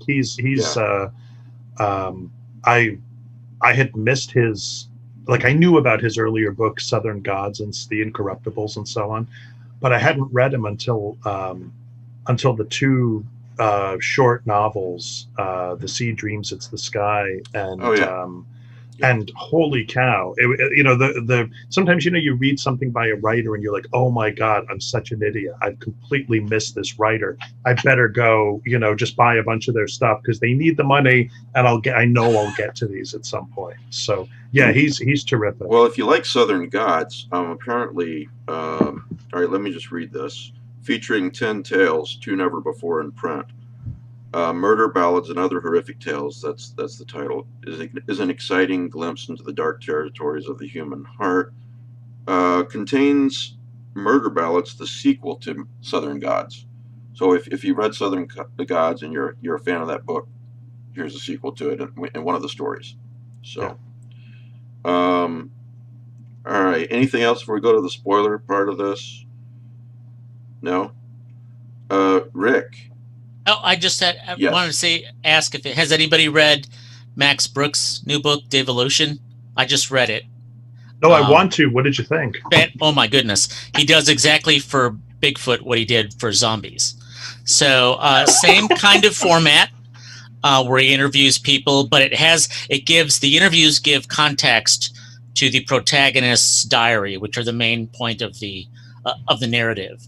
But it's just once again, as he did before, I think where Max Brooks' genius is he illuminates those areas. With World War Z, it was how fragile civilization really is, and then with Devolution, I think not only how fragile civilization is when we try in this age of connectedness and technology, but how fragile humanity is once it's out in out of the urban areas and into the wilderness. So just fantastic. I've listened to it twice already and read it. And Wow. this is just within 2 weeks. So it's really, really good. Wow, it must be. Sometimes I'll go to like horror conventions and stuff, and you meet the people who are there because they're like into like real zombies or real ghost hunting or real Bigfoot. And one time I met some guys doing a podcast about Bigfoot, and it was so clear that this guy describing in his counter had just seen a bear, and it acted just like a bear did and did the things bears do, and he had seen a bear, but he said it was Bigfoot. That's my story. I have to admit though, when I was a kid, I was terrified by the $6 Million Man Bigfoot. Yes, that was my favorite episode of that, where they fought, right? Yeah, and he was just and that's a whole thing that has to do with my childhood psychology and so on. But like recently, it absolutely must have warped you. Anyone could tell. Well, and I had the toy Bigfoot too, and he was enormous, and he had like a chest panel, and if Steve Austin, if he punched him, his chest panel popped off and exposed all his bionics. Anyway, you're making he was Andre the Giant. Yes, but I think another person played him later on because apparently he made return. I never saw the follow-up, so I only saw the one with the horrific ending, and then I was like, what happens? And I was too afraid to watch the next episode. So Ted Cassidy from Addams Family learned. Okay, all right. So I presume it turned out okay for the $6 Million Man, but I'm not really sure, to be honest, all these years later. But like, that's always seemed like such a ridiculous monster in some ways, the Sasquatch. But now that Max Brooks has done it, there is a part of me that's like, so Max Brooks, well, what could you do with a Sasquatch after all? So, stay tuned as that's say. A good point. I will say the way he puts it out, it made me think, maybe I need to, stop making fun of cryptozoologists and start thinking of this. I keep thinking about my son for a little while, as this is the case with Paul Tremblay's daughter too. Both our kids were obsessed with, God, what was the Bigfoot Hunters, whatever that show was? And it was like the three people, and there were four. There were two bearded guys who were kind of interchangeable. And then there was Bobo, who like could make Sasquatch noises. And then there was a woman who had a master's in science and seemed as if she might have actually been a real scientist before like the Discovery Channel was like, here's some money. And every state in the union they traveled to, and they always declared, it's pretty squatchy down here in Texas, or it's pretty squatchy up here in Montana. In the West Texas desert. Right, exactly. And like, so you're in Colorado, like the mountains of Colorado, and I would think, okay, sure, I could believe some large cryptid could live here, but they'd be like in downtown Austin, and they'd be like, it's pretty squatchy down here. And I would think, I don't see this happening. Well, I have to say, as someone who's originally from Oregon, it was just kind of part of our lives as we grew up that it was, it's Sasquatch, Like as a joke, like a kind of a like of a just like benign acceptance, I guess. Benign? I mean, there's a dog. It's Sasquatch. I mean, there's so Where's my younger brother, Sasquatch? Why are you pregnant? No, wait, we had Danielle Transoni on a few weeks ago. But no, there's some like creepy cubby parts of some forests and things in the Northwest, and so it was just kind of one of those things that I wouldn't say I'm a true believer, but we could kind of possibly think there's more out there than what we know. But not and Rhode that's where Island. its evolution is set in the Pacific Northwest after a Mount Rainier eruption. You realize Wookiees from Star Wars are just Sasquatches transplanted out of space. Yes, I love it. With bowcasters. When a writer does a good Sasquatch story, it's like thinking it's like a chef has made a really good dish with an ingredient that most people are like, that's over. You've done everything you can do with that. Right. Like, yeah, kind of like I was like I always appreciated when horror writers do that. Like I like a British guy a lot named Adam Neville. Yes. And he has this book called Under a Watchful Eye, which you gradually realize is like astral projection horror. Yeah. And I'm just like, wow, you cooked with that ingredient. Like, holy cats. Like, no one uses that anymore, but you did it. Like, that's the same sort of feeling for me. Well, I think Bobcat Goldthwait's movie was fantastic with the Sasquatch movie he did. I forget what it was called. Oh, he directed it. Was it Wolf Creek or no? Did you say Bobcat Goldthwait? Yes, he directed a found footage Sasquatch movie that was really, really good. Wow, it was something Creek, I think. I have to say. But it was really good, and he went ways, in directions with it that Willow. It just brought Mike DeBronzo says Willow Creek. Willow Creek. That's it. Willow Creek. Thanks, there Mike. it is. Yep. No, I agree. It's absolutely worth a look, and you you think Bobcat Gold. It's like the setup to a joke, right? And then you watch the movie, and you're like, no, this is really good. Yes, absolutely. I always wondered if he talks that way in real life, because every movie he's like that. Well, he plays the Sasquatch. No. Isn't he the Forest Bride in that movie? I don't know. Okay, so let's get to the spoiler section. Rick, I know. Okay, so I'm telling you, for those who are watching, for those who are listening later, if you have not seen Mimic or not Revival, Relic or Haunted Asylum or Red Revival, you might want to wait on this section until you have. So anyway, Rick, you want to talk about Relic and Mimic?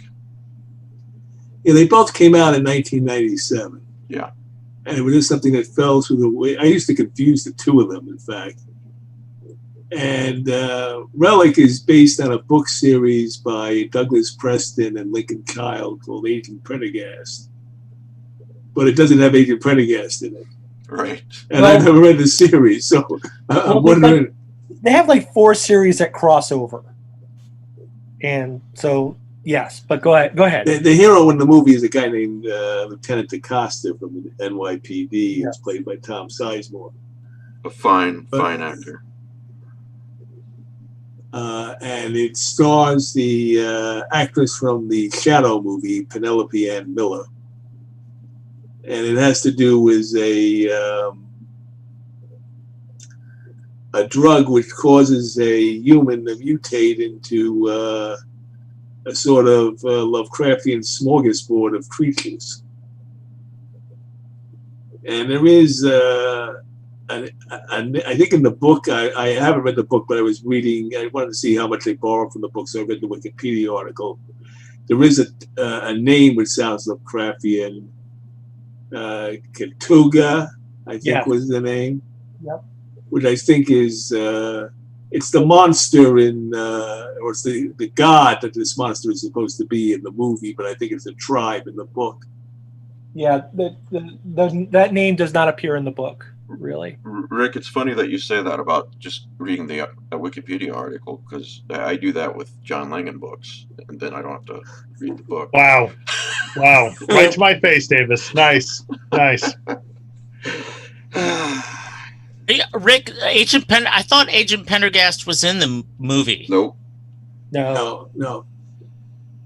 Okay. So they don't bring in the FBI at all.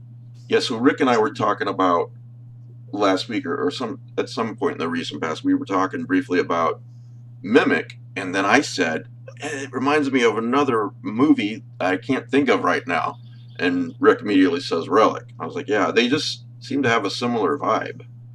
I'm Mimic sure is based on a Don Woolheim story, which was about somewhere between 2 to 6 pages, depending on what font you use with it. Which just was the premise that insects would evolve into giant creatures that would be able to camouflage themselves vaguely as humans. You know, regarding Mimic, Rick, I have to say, I love the first half of the movie. It's very atmospheric. It's a lot of night scenes. It's always raining. You got these giant insects, which basically look like, for the first half of the movie, like a mysterious guy in a trench coat. And it's very atmospheric. But I did not enjoy the second half as much. Down in the tunnels. It becomes a little more conventional in the second. Yeah. But the first half, I just love. It's very. But they also created a great rationale for how these creatures would be created, which deals with coincidentally a pandemic. So it has a sort of modern vibe to it. they try to create there's a pandemic that's threatening children, and it's being transferred to New York City by cockroaches. Right. So they create this species with supposedly a short lifespan to kill the cockroaches. But some survive and mutate into these predators which go after humans. So now, after watching the second half of Mimic, I'm like, okay, I'm not watching the sequels. But I know for a fact there's one person here who's done it, and probably Pete, too. Yep, I knew it. Yeah, are the sequels any good, guys? Pete and John? They're good popcorn films. You know, the funny thing is, I have no memory. I know I saw the second one. They were great. I have no memory of it whatsoever. I watched the third one because I'm friends with J.T. Petty, and that was his directorial debut was Mimic 3. And he tells these kind of funny, like horrible, funny stories about it. You know, it was an incredibly like bargain basement production, and they shot somewhere in a former Eastern European bloc country because it was really cheap to do it. But you know, as sometimes happens, those kinds of restrictions made a really interesting movie. They had basically blown their money getting Lance Henriksen to be a supporting star. That'll do it in the film, and so the film basically plays like Rear Window. There's a guy, and he has all kinds of asthmatic problems, which are related to the earlier issues in the movies. And he's looking out of his window and realizing that the mimic bugs are back, that at least a couple of them have survived, and he's looking at a subway entrance. And so that's interesting to me, John. Yeah, as it's a triumph of again, it's another one of those movies that is low budget but not cheap. If you know, it's doing a lot with what it had. I can't, you know, honestly, I'm like, what even happened in Mimic 2? I just don't I don't remember. I assume Mira Sorvino was not in the following two movies because she's not in the third one. I don't remember. Maybe she's in the second one. Maybe the bugs got me. I looked up the cast list for the second one. It didn't have anybody really from the first. So Rick, and everyone who's seen the movie, do you feel the same way as me about the first half of Mimic versus the second half? Yeah, it's directed by Guillermo del Toro. Yes. And it's very atmospheric, the first half. I mean, the second half is still good, but it just becomes a little more of a conventional horror movie. Yeah. In that, you know, a person survives who really shouldn't have. It sort of caters to the popcorn crowd. Oh, and let me tell you, it has no compunctions about killing kids. That took me by surprise. I remember that. I remember being. I don't want to say I was pleasantly surprised because that sounds really twisted, but in that sense that here was a movie that was not safe, was not playing by those popcorn rules, right. You know, where don't worry about the little kid, little Tommy's going to be the mimic, something happened to little Tommy that wasn't good. Yeah, I had watched it when it first came out, and then I rewatched it this week because Rick and I were talking about it, and I'm like, holy shit, I didn't remember this. Two 12-year-olds, whatever, something like that, they both get eaten, you know. That's why I've always linked these two movies together, because that happens in both films. Oh, well, I think the kids survive in Relic. The book they don't. Right. So yes, so Mimic 2 is basically a rewrite of Aliens. Pass. They figure out that the insects are back. They trap them the government traps them in the school, and with teachers and kids, and then tries to capture them alive. Wait, they try to capture the kids alive or the monsters alive? Like they're trying to get the kids are expendable. Get the either one could be a plot for a movie, you know, so that they can weaponize it. So, all right. Okay. And then they do Chicago. So, all right. I really want to talk about this. The Vast of Night. That is such a great film. Jeez. Are they dead at the end? That's what I want to know too. Yeah. I think they got vaporized, but I don't know if I'm right. There's a lot of dust there, John. There's a lot of what I dust. thought, I'm pretty right? sure. Or ash, I should say. Yeah. You know, I think that movie goes into like what we were talking about earlier, like cosmic horror versus cosmic wonder, because Yeah. you can take that as a horror movie, but not necessarily, because it's like, you know, just amazing. Like they're just like, wow, what is this thing? And you don't know, are the aliens malevolent or not? Like if you listen to the one older character, they sound very malevolent. Like, but you know, you don't know for sure like what's going on. Like, Well, she says it's not possible to have free will with them up there. and you see that in the movie with the two, I forget what their names were, but there's the two characters that were driving, like the adult couple. Yeah. You know, like when he starts reading off those lines, like they just like look up, they have no free will, and they're just like, You don't need their name. zoned Just out. call them the Yeah. Expendables. They're red The shirts. Expendables. They're red shirts. Yeah. I mean, God, I just love this movie and the cinematography, man. That tracking It was shot. beautiful. Is that what you call those? After about 10 minutes in the movie, maybe 15. You remember that? Yeah, no. Yeah. So, yeah. One of the things I love about the film is this just complete mastery of pattern. Yeah. Yeah, their dialect, it's amazing. I actually put on subtitles because I had a hard time understanding what they were saying at first, but it was like very like kind of like wrapped you in. Like you're like, what's going on? What are they? Yeah, I found his sort of constant stream of patter, like it was almost overwhelming at the beginning. I was just like, whoa, slow down, I'm old, I can't, come on. Well, at the beginning, I'm thinking this character, nerd, he's the guy that everybody makes fun of. No, he's the nerd that everybody wants to be, in a way. I mean, he's just control of any situation that he's in, except for the end. It's a little bit like a Robert Altman movie in the beginning. You won't hear all the dialogue unless you have subtitles on. But you'll catch enough to know what's going on. Yeah, that's exactly right. Yeah. Well, there's something kind of fascinating, wasn't there, about, the movie's all about communication and what is the girl's name? Is it Faye? She's working the switchboard for her mother. She's making all these different connections, and they're trying to make these connections. He's working the radio, and that's also about connection. And of course, the aliens, there's some kind of weird connection that's going on there as well. Well, it's also about the ephemeralness of that kind of communication, and he talks to that at the beginning where they're erasing the basketball tapes. Yeah, it's like we don't need a record of this. And you were just talking about her on the switchboard, in comparison to him on the radio station. That tracking shot, for those who haven't seen it, goes from the switchboard, the girl at the switchboard, all the way across fields and through the basketball. I mean, there's no cut at all.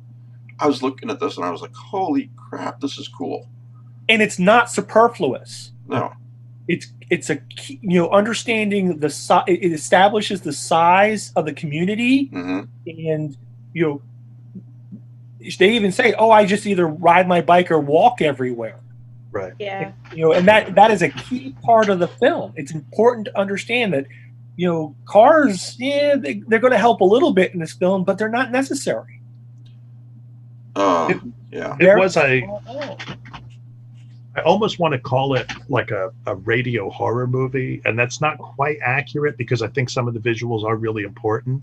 But when the Billy character calls in, and it's just his voice. Yeah. Just telling his you voice about was these. great. Absolutely. Yeah. And you hear more and more and more. I believe that actor's name is Bruce Davis.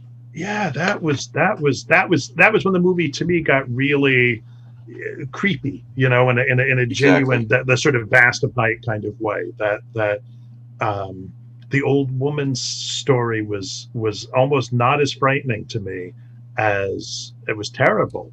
But the sense that there were these things going on that just we don't know, and the government picked me and my buddies because we're African Americans and we're Hispanic, and we know that nobody's going to believe us.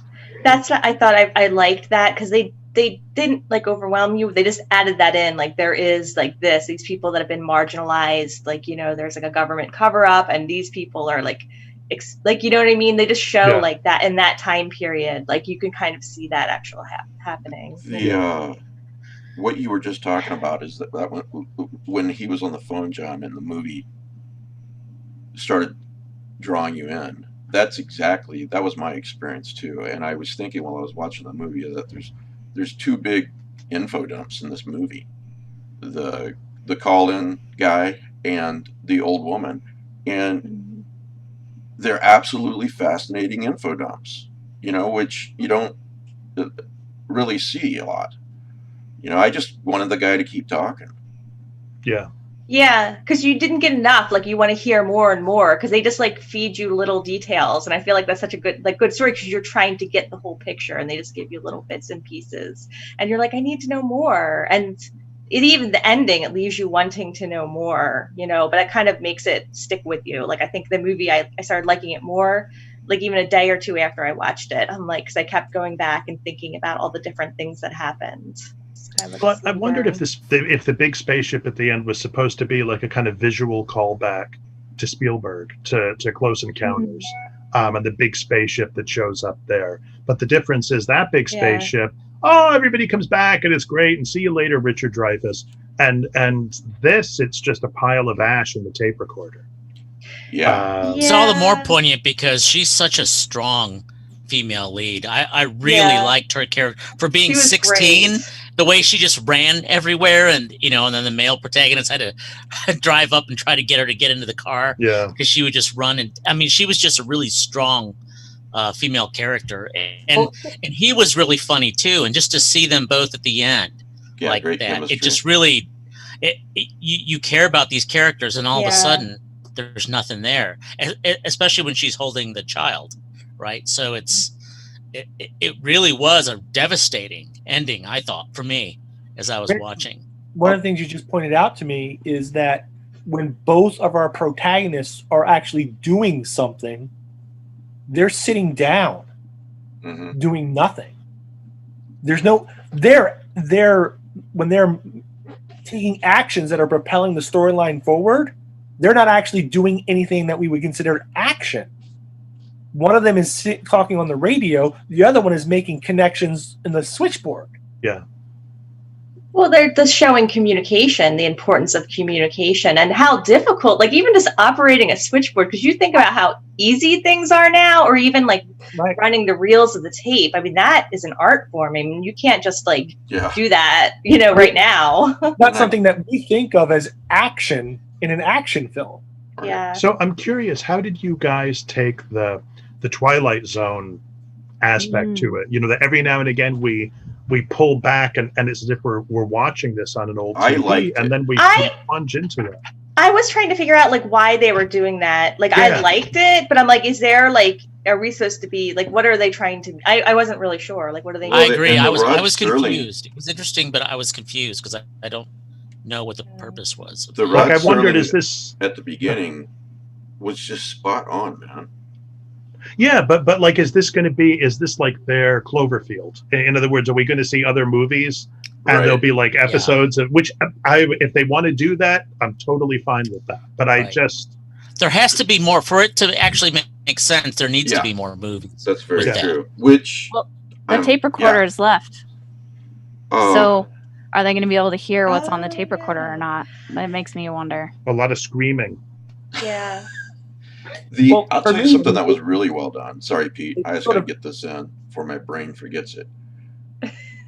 When they visit the old lady and she's speaking that alien language, that freaked me out hearing her. And then he goes, then she goes, that was very disturbing, ma'am. What were you saying? And it was disturbing.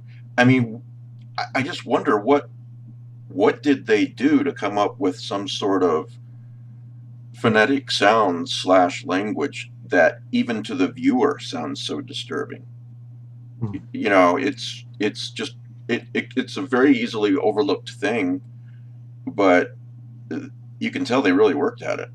I wonder if it has a meaning or something. Where did they get that? Is there an underlying meaning to it? Is it another language? I looked a little bit online and I couldn't really find any information about that, what the meaning of it was. But it sounded odd and alien, I wonder if it's some kind of like reconstructed proto-language or something like that. Yeah. Like if it's supposed to be some kind of Ur language, and that's why we can all recognize it. It's sort of hardwired. Are you guys with into me? us. Did you find it disturbing when you first heard it? Well, I mean, my head rolled back, but other than that, I was totally fine. I was like, I can't see the movie this way, and then I had to put my whole body forward. It was, yeah. Pete, you got some before you do. Kim Smeltzer says on the live chat, and I was thinking this too. She says, "There's no way they got turned to ash, but the tape recorder was left unharmed." So.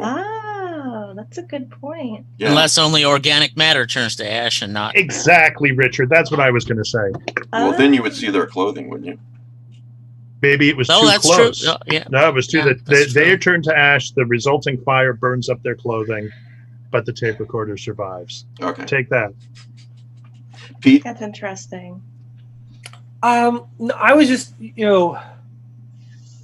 so the starting it off and ending it as sort of like an episode of Paradox Theater clearly sets it as a attempt to set it in a specific time frame. To riff off of, okay, this is going to be set in the 50s, and we're going to go back. We're going to fall back to that by using Twilight Zone Outer Limits kind of a feel to our opening. Did we lose John? We lost John. But I would say though that there is so much in the movie that clearly made it. I mean, it was clear that it was in the 50s. Whether it was the cars, whether it was the clothing, Sputnik's whether they mentioned Sputnik, the importance of basketball, and the community all showing up as if like that's the big thing, high school basketball night for the whole community, right? I mean, there was so much that showed that this was the 50s, and the theater, the Outer Limits kind of vibe. It would be great if we see this in subsequent films by these. Right. Then it makes sense, but otherwise, I think the other thing to bear in mind is. Sorry, Pete. What? It was almost unnecessary. Yeah, I can see that. I kind of liked it, but you're right. It only makes sense if there's more movies, right? And hopefully, just as good as this one. But another thing it's people forget is that Sputnik was up there. That was the only satellite, and it scared the hell out of America.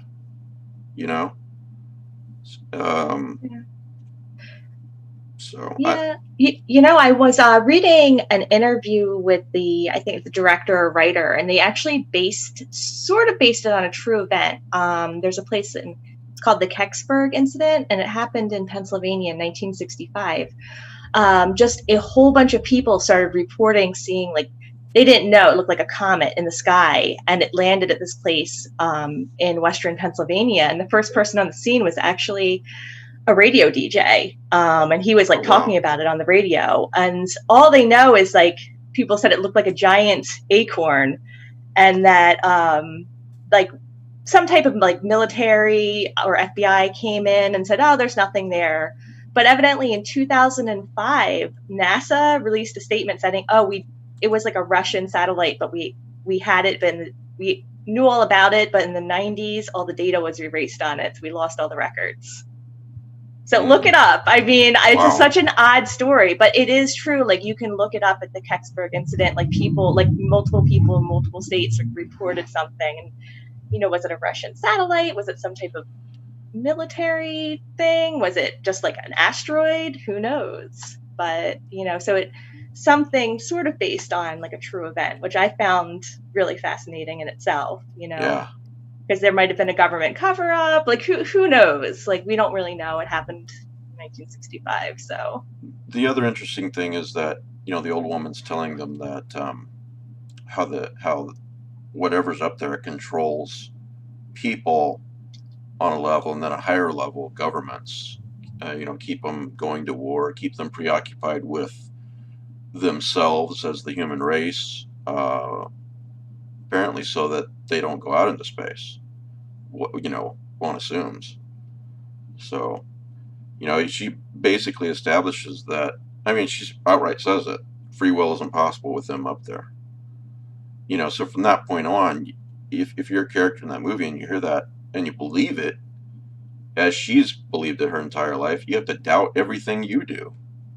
Is this me or is this them controlling me? So that's pretty scary. Yeah. I thought it was interesting just because he was like, obviously both the younger characters were like backing away from her. Like, that is just doesn't make any sense. They're like, okay, sure, we'll take this information. Bye. But they just leave the poor lady there, you know? Yeah. I felt bad for her. I did feel bad for her because her son went missing. Yeah, but apparently her son was at least half alien. Or was half alien. Did you catch that? I didn't catch that. Well, he would murmur this language in his sleep and so forth. Yeah. Yeah, they don't really explain it. And then remember what was he, 10 or 6? Something like his footprints went out and then they just disappeared. You know. Yeah, but she says that the father like went west or something like that. That they, you know, she makes a remark about, like, I was kind of naive. I didn't know this was where babies came from. Right. I did think that was actually kind of from a logic standpoint, a kind of weird, like, wait a minute, like it would have made more sense in that regard if she had been the woman who had escaped from the train. If you remember that, and then, you know, yeah, and maybe we're supposed to think she is, but I don't think so. So, right. So revival. I think Ben wants to talk about that. I'm willing to talk about it, but I don't. I think Bridget actually is the one that brought it up. Oh, so. I'm sorry, Bridget. That's okay. Yes, I did bring it up because I finally got to read it. I actually listened to the audiobook and. How about that ending, huh? Yeah, intense.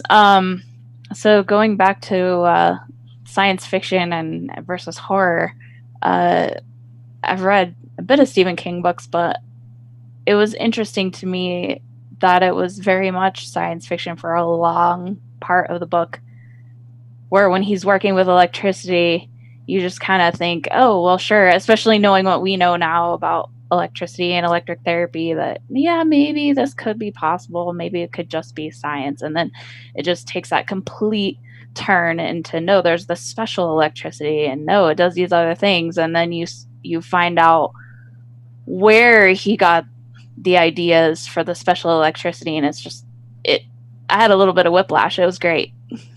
Yeah. And then that just leads up to that crazy ending, which I'm trying to think of any of the Stephen King books that I've read is probably the most doom and gloom ending that I've ever read of his, which it was great. I don't know him personally, but I read an interview where he said that book scared him, that he didn't even want to talk about it. Yeah, that is just really a horrifying ending to me.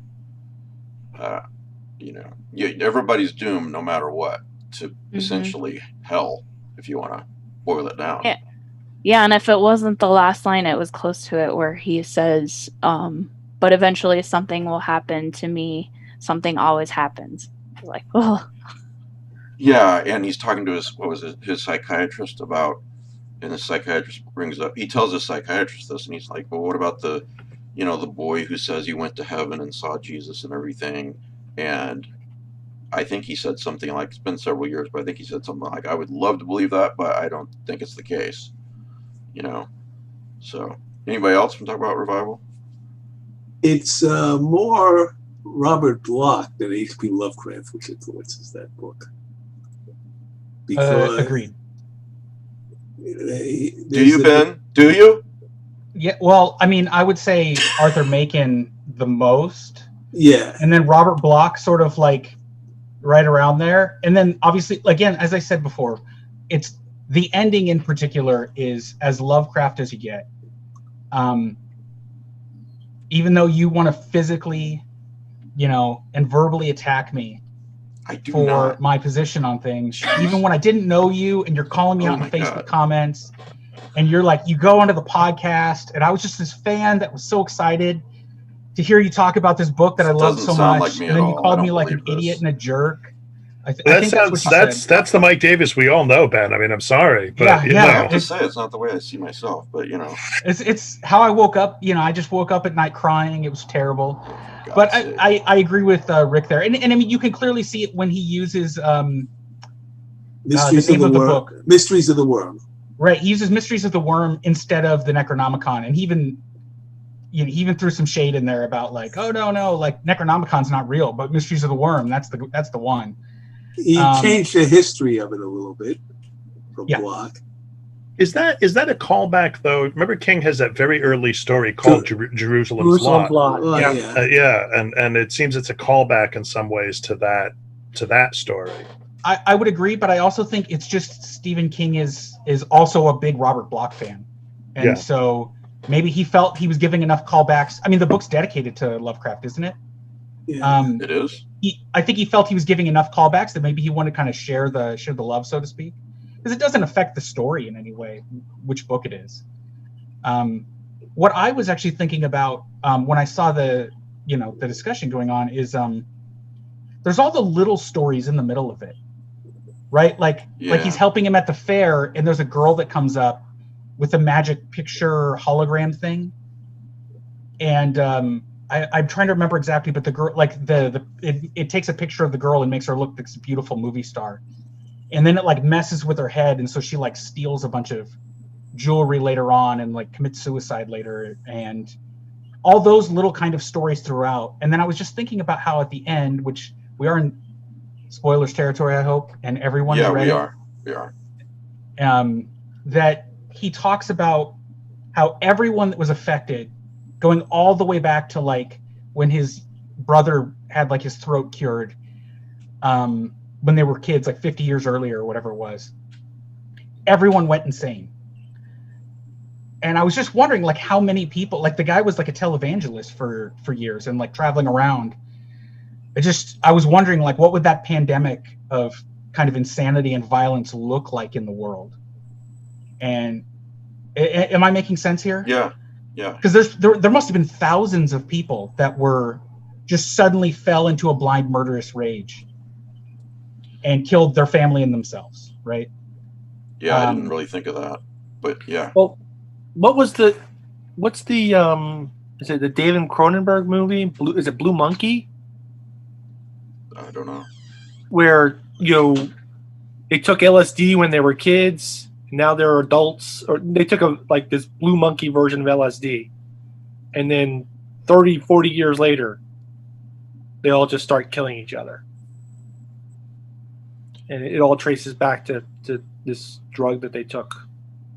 Anyway, forget it. No. I hear what you're saying. I can't think about It's revival. Pete's new memoir. I can't think about revival without thinking about N, and I've mentioned many times it's one of my favorite Stephen King stories. But there's no happy ending there either. What, Ben? Sorry. No, I was agreeing with you, and I was finish your thought because I want to address something Pete said earlier. Yes. Oh, finish my thought. I'm sorry. Yeah. It's a long thought. You go ahead. Okay. Pete mentioned earlier about Stephen King and how he's always cribbing his idea of science fiction is the color out of space and stuff, and I think it sort of fits here too. It's just mentally instead of physically, right? But this is technically like this is one of the ones Stephen King sees as a science fiction story, right? He's using the science of electricity, but this I was just again like this book is.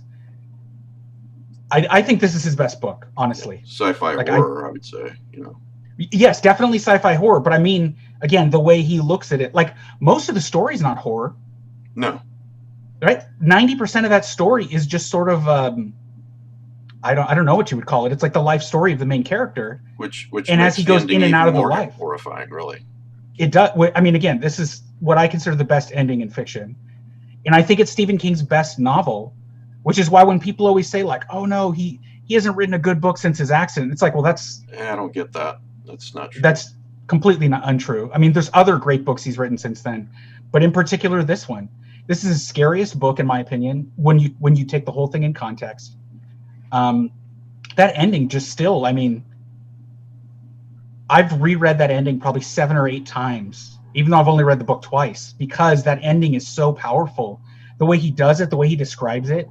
I love the main character's resolution. He's like, oh, well, you know, because it's sort of like harkens back to like the Robert E. Howard story where the guy like defeats the evil lizard people or something and then kills himself.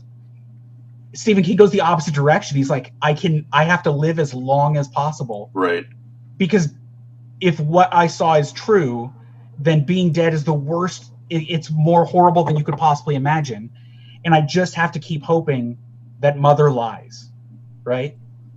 It's just and the idea that sees in that horrifying, he sees his daughter, who, if I remember right, was just a very nice person, you know, and it emphasizes that everybody goes there, no matter how good or how evil of a person you are. Yeah, that there's only hell, basically. Right. Or you know, whatever.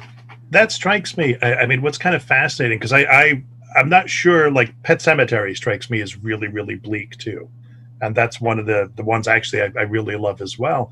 But in both cases, they you know, King, every now and again, I feel like he reminds you that he's part of this kind of like New England, like Puritan tradition, you know, and it's like that we're all damned. I mean, yeah, sure, theoretically there's heaven, but we're all damned. And every now and again, yeah, he does a lot more happy endings these days.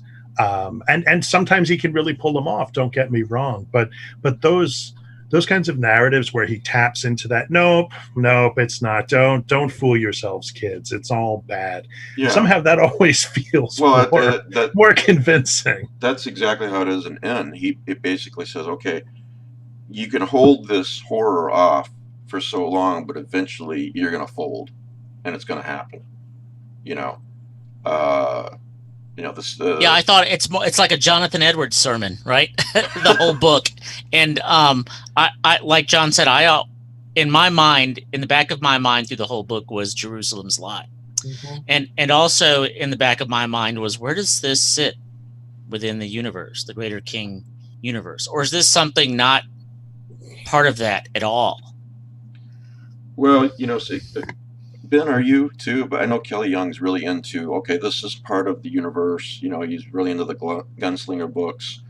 But I don't think there is one universe, Stephen King. I think, isn't there essentially two? The multiverse.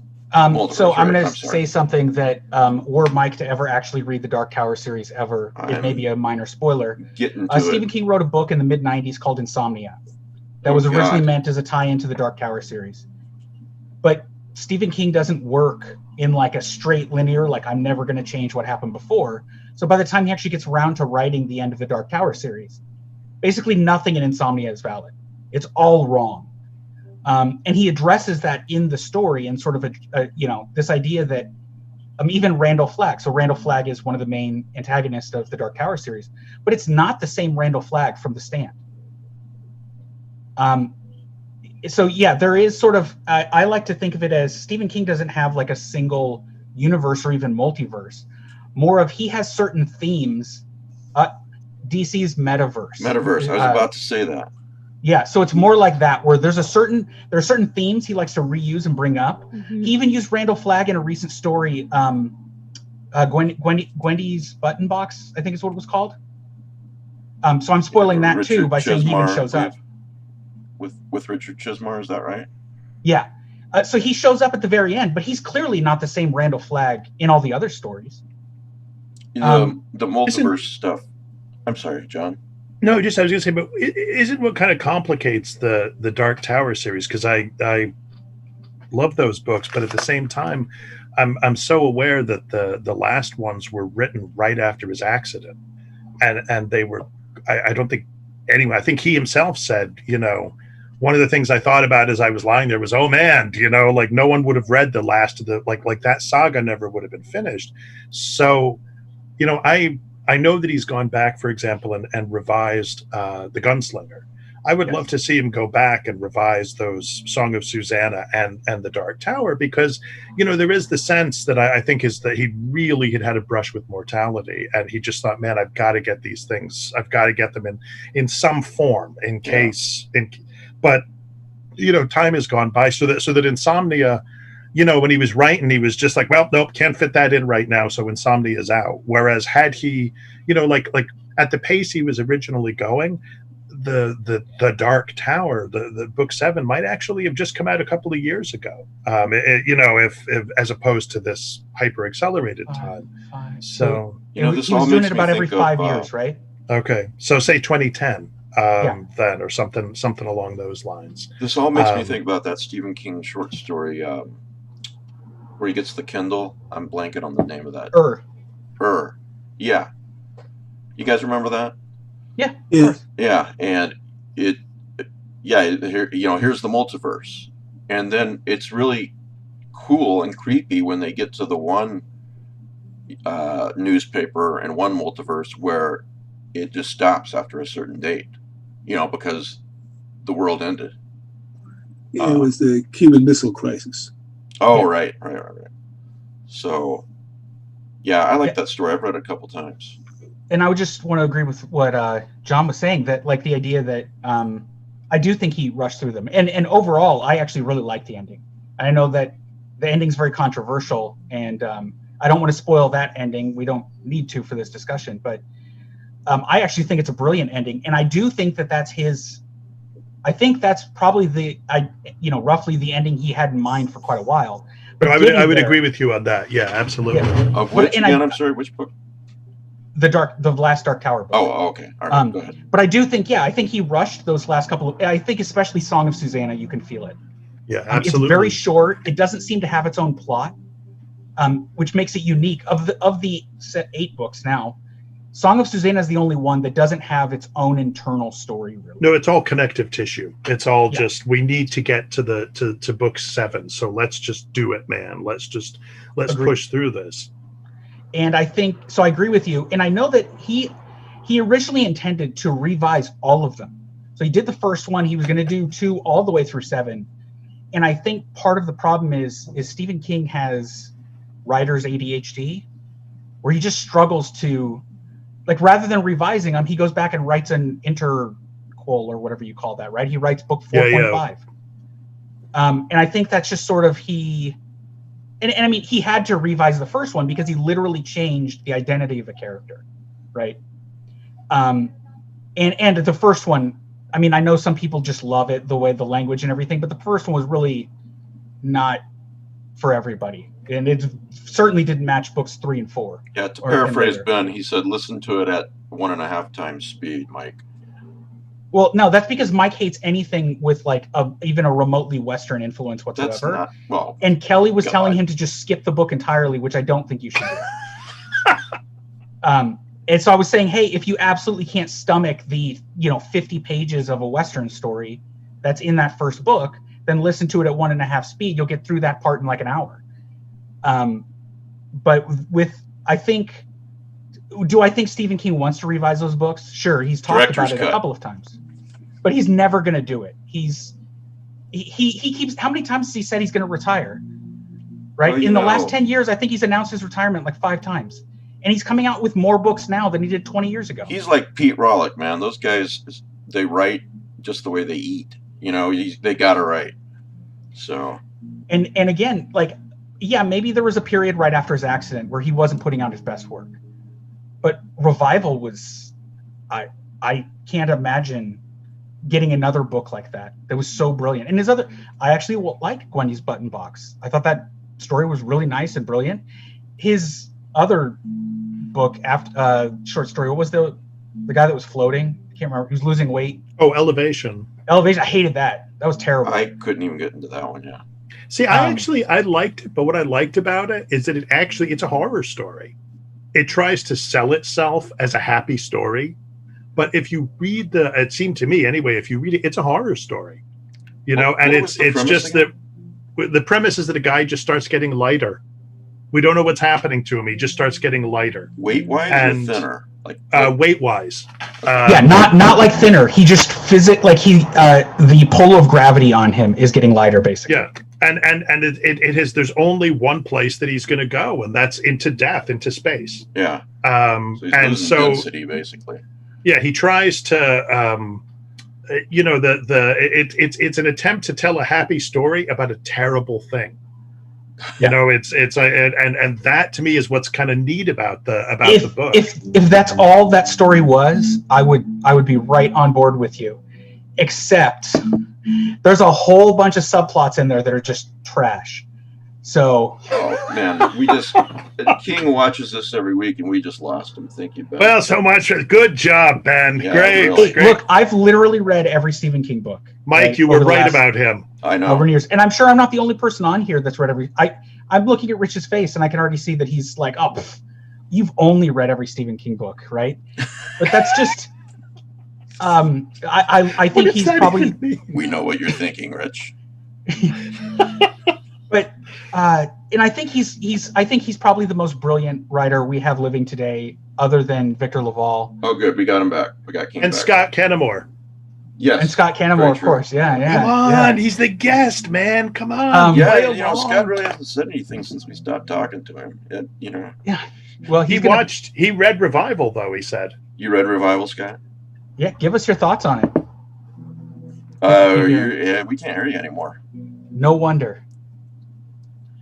Yeah, it's good that. We can hear you now. Go. Yay! My 2 cents on Revival is I always like stories that sort of subvert the idea that, like, well, when you die, there's 2 options: either that there's heaven and hell, or just nothing, and that's it. And I let you know, it made me think of like Philip K. Dick's Ubik, when like, well, maybe actually when you die, you're only sort of dead, and you could live in a machine and think thoughts that might impact the real world. And just like any variation on that, I think is fun and exciting. And then I also like the idea of like when galvanizing was a mystery, like just like we'll shoot electricity through stuff and like anything could happen. We just don't know. Like, yeah. I thought he did a really good job of like capturing that period. Well, Frankenstein, right? Yeah. Last but not least, on King, it's one of my favorite stories of his, and I just love the way that, and it's a great experience reading it, but there's an added dimension listening to it. I forget which collection it's in. Just after sunset. Yes, think that's one. right. That sounds right. Yeah, just after. Yeah, that is right. Thanks. But listening to the audiobook, there's 3. The readings of N. There's 3 different narrators, and it's just a really good listen. So I would say the same thing with what's the one set in London, Ben? Where the wife that her husband goes missing and everything. Survivor type. Crouch End. Yeah. Crouch End. Tim Curry reads that one and does a really, really great job. I mean, obviously, but and the television adaptation of that on that Stephen King show, I can't remember what it was. Was that a Nightmares and Dreamscapes? Yeah, Nightmare and Dreamscapes. It was excellent. Yeah, I thought so too. So, one other Stephen King story. I keep thinking about Nightmares and Dreamscapes in that TV show. Do you guys remember the story where the guy discovers like the water in the ground in this one small town like made people nonviolent? Yes. And then he like puts it in a volcano so it'll like cure the world of violence. Is that the one where everybody turns their brains go basically? Yeah, it causes dementia. So like he didn't understand that there was that side effect. Yeah. I was just, when we were talking about bleak endings, I was actually thinking of that one and how, oh no, I'm doing this great thing. Oh my God, wait. Oh, now I've just ended humanity basically. Kind of like, to circle around, kind of like Mimic. She was trying to save all the kids in New York City and ended up creating these monsters because of it. Good intentions, but so as Homer Simpson once said, just don't try. That's right. Yeah. And that and beer, the cause of and answer to all of life's problems. All right. Anything else, guys, before we go? Ganjam. Oh, yeah. Haunted Asylum. Very good. Very good. Just to, since we're talking movies and we brought up zombies earlier, I mentioned to you before we began, Mike, that I saw Overlord finally. Oh, right. I saw that too. That was fun. I thought it was fun. Yeah, it was a great World War II horror movie. Yep. Great trailer with Hell's Bells. And easily can be easily subsumed into Pete's Reanimator universe. I've already done it. I have a story coming out set in that town where Herbert West experiments there. Of course. There's also, have you guys seen? There's a cheaper, again, another low budget movie called Frankenstein's Army. Yes, Which I've is seen the that same one. idea, except it's the Red Army pushing in to Germany from the east, and they run and the creature design there is much more inventive and much more insane. And I thought there's a movie. It's called Outpost. It's a military horror where they find a Nazi bunker with some machine that makes Nazi zombies. And there are two sequels. One is set in the it's actually a sequel set more in the present day, and then there's another one a prequel set during World War II. It's called Rise of the Spetsnaz, where the Spetsnaz have to fight these zombies. They're three great military horror films, and it's the guy from, if you've ever seen Rome, the two protagonists, Titus Pullo, the bald guy. He's the protagonist in Outpost, and he's also in the King Arthur movie. He was one of King Arthur's guys, and the one with Keira Knightley. And Clive Owen. And Clive Owen. He was the guy who died, who tried to chop with the axe. So he was the first one to die, to chop through the ice to defeat the army. So he's the protagonist in Outpost. It's about mercenaries finding excellent action horror, and it totally reminded me of Frankenstein's Army. Same type of movie, just great films. The cinematography for Frankenstein Army bugs me because in the fight scenes, it's got very video game motion. Mm-hmm. Quick. If I turn right, there's a monster. Quick turn left. Okay, I can't go that. It's sort of. It's got that. The problem with it, right? I think in part is that it's supposed to be a found footage film. So you have this guy who has a traveling movie camera, and he's Stalin has sent him and all this kind of stuff, and right. It might have been better to have just made it as a movie and just dump the whole found footage thing, or intercut the found footage stuff with actual. On the found footage topic, I'm so not a fan, but what? You're not a fan? No, I'm not, but. Ganjam, is that how you say that? Haunted Asylum did it really well, I have to say. Absolutely. Very well done movie. That was that movie freaked me out. Yeah. I'm a sucker for found footage films, even the bad ones. So I think Hell House LLC is a great found footage film. That's I think Mike DeBronzo King said of Deborah Logan is a great found footage kind of film, and this Ganjam is another really, really good found footage horror film. The nice thing I liked about the Taking of Deborah Logan is that it starts off pretty much as a kind of standard, possession film. But at the end, the imagery is like, okay, well, that just kicked over into a Call of Cthulhu scenario. Yeah. And it was done really well. I thought they really did well, especially the main character, the old lady. Right. Did you like N, Ben? N is brilliant. You're talking about the graphic novel. No, I'm not talking about the graphic novel. I'm talking about the story. Oh, well, yeah, but I mean, isn't that the one he turned into a graphic novel? I think so. Wasn't it like a motion comic or one of those kinds of That's things? right. Or, Yeah. Yeah. I gotta say I wasn't a fan of the motion comic. So. I will say that for Ganjam, kind of the scariest part of the movie was at the end with the final guy, and you see the feet floating behind him, and then he gradually turns the camera around. I was like, oh, hell no. It's time to roll out of here. We're done. Yes. But there were so many layers to Ganjam that made it great. There's great characters. I love that the character that she had grown up in America and she was there, that they kind of portray her as this really superficial character. She's taking she's taking selfies. She's like a valley girl, like where a Korean the valley girl. laboratory is. Yes, but then when stuff starts going bad, and she's the first one that like chews them out and says, you don't touch stuff in a place like this. She's like, it's time to roll out of here. Do you not know she's you're in a the horror first film? one to leave. I loved that about her. And then the guy that arranges this whole thing to try and like get YouTube followers, and he's calculated how much money he's gonna make if he gets this many followers. You want that dude to die. Yeah, and but I like the at part the end, where I was like, oh shit, man, I don't wish that on you. I like the part where he's watching and he's like, wait a minute, he counts them and there's 6 people. He's like, who's filming? Who's filming? Yes. That was great. I'm like, what the hell? And so many people heading different ways, and then they end up in a different place. And then you wonder, is it madness? Were they really where they thought they were? Is this place just manipulating their brain? And then the black eyes, I was like, oh, hell. Yeah, I was done at that part. The girl eyes went black. She's like, oh. Right, I was like, no. It's time to roll out. I quit. Has anyone seen the film Grave Encounters? Yes, I love that film too. That's great. That's what I was thinking. Yeah, I love.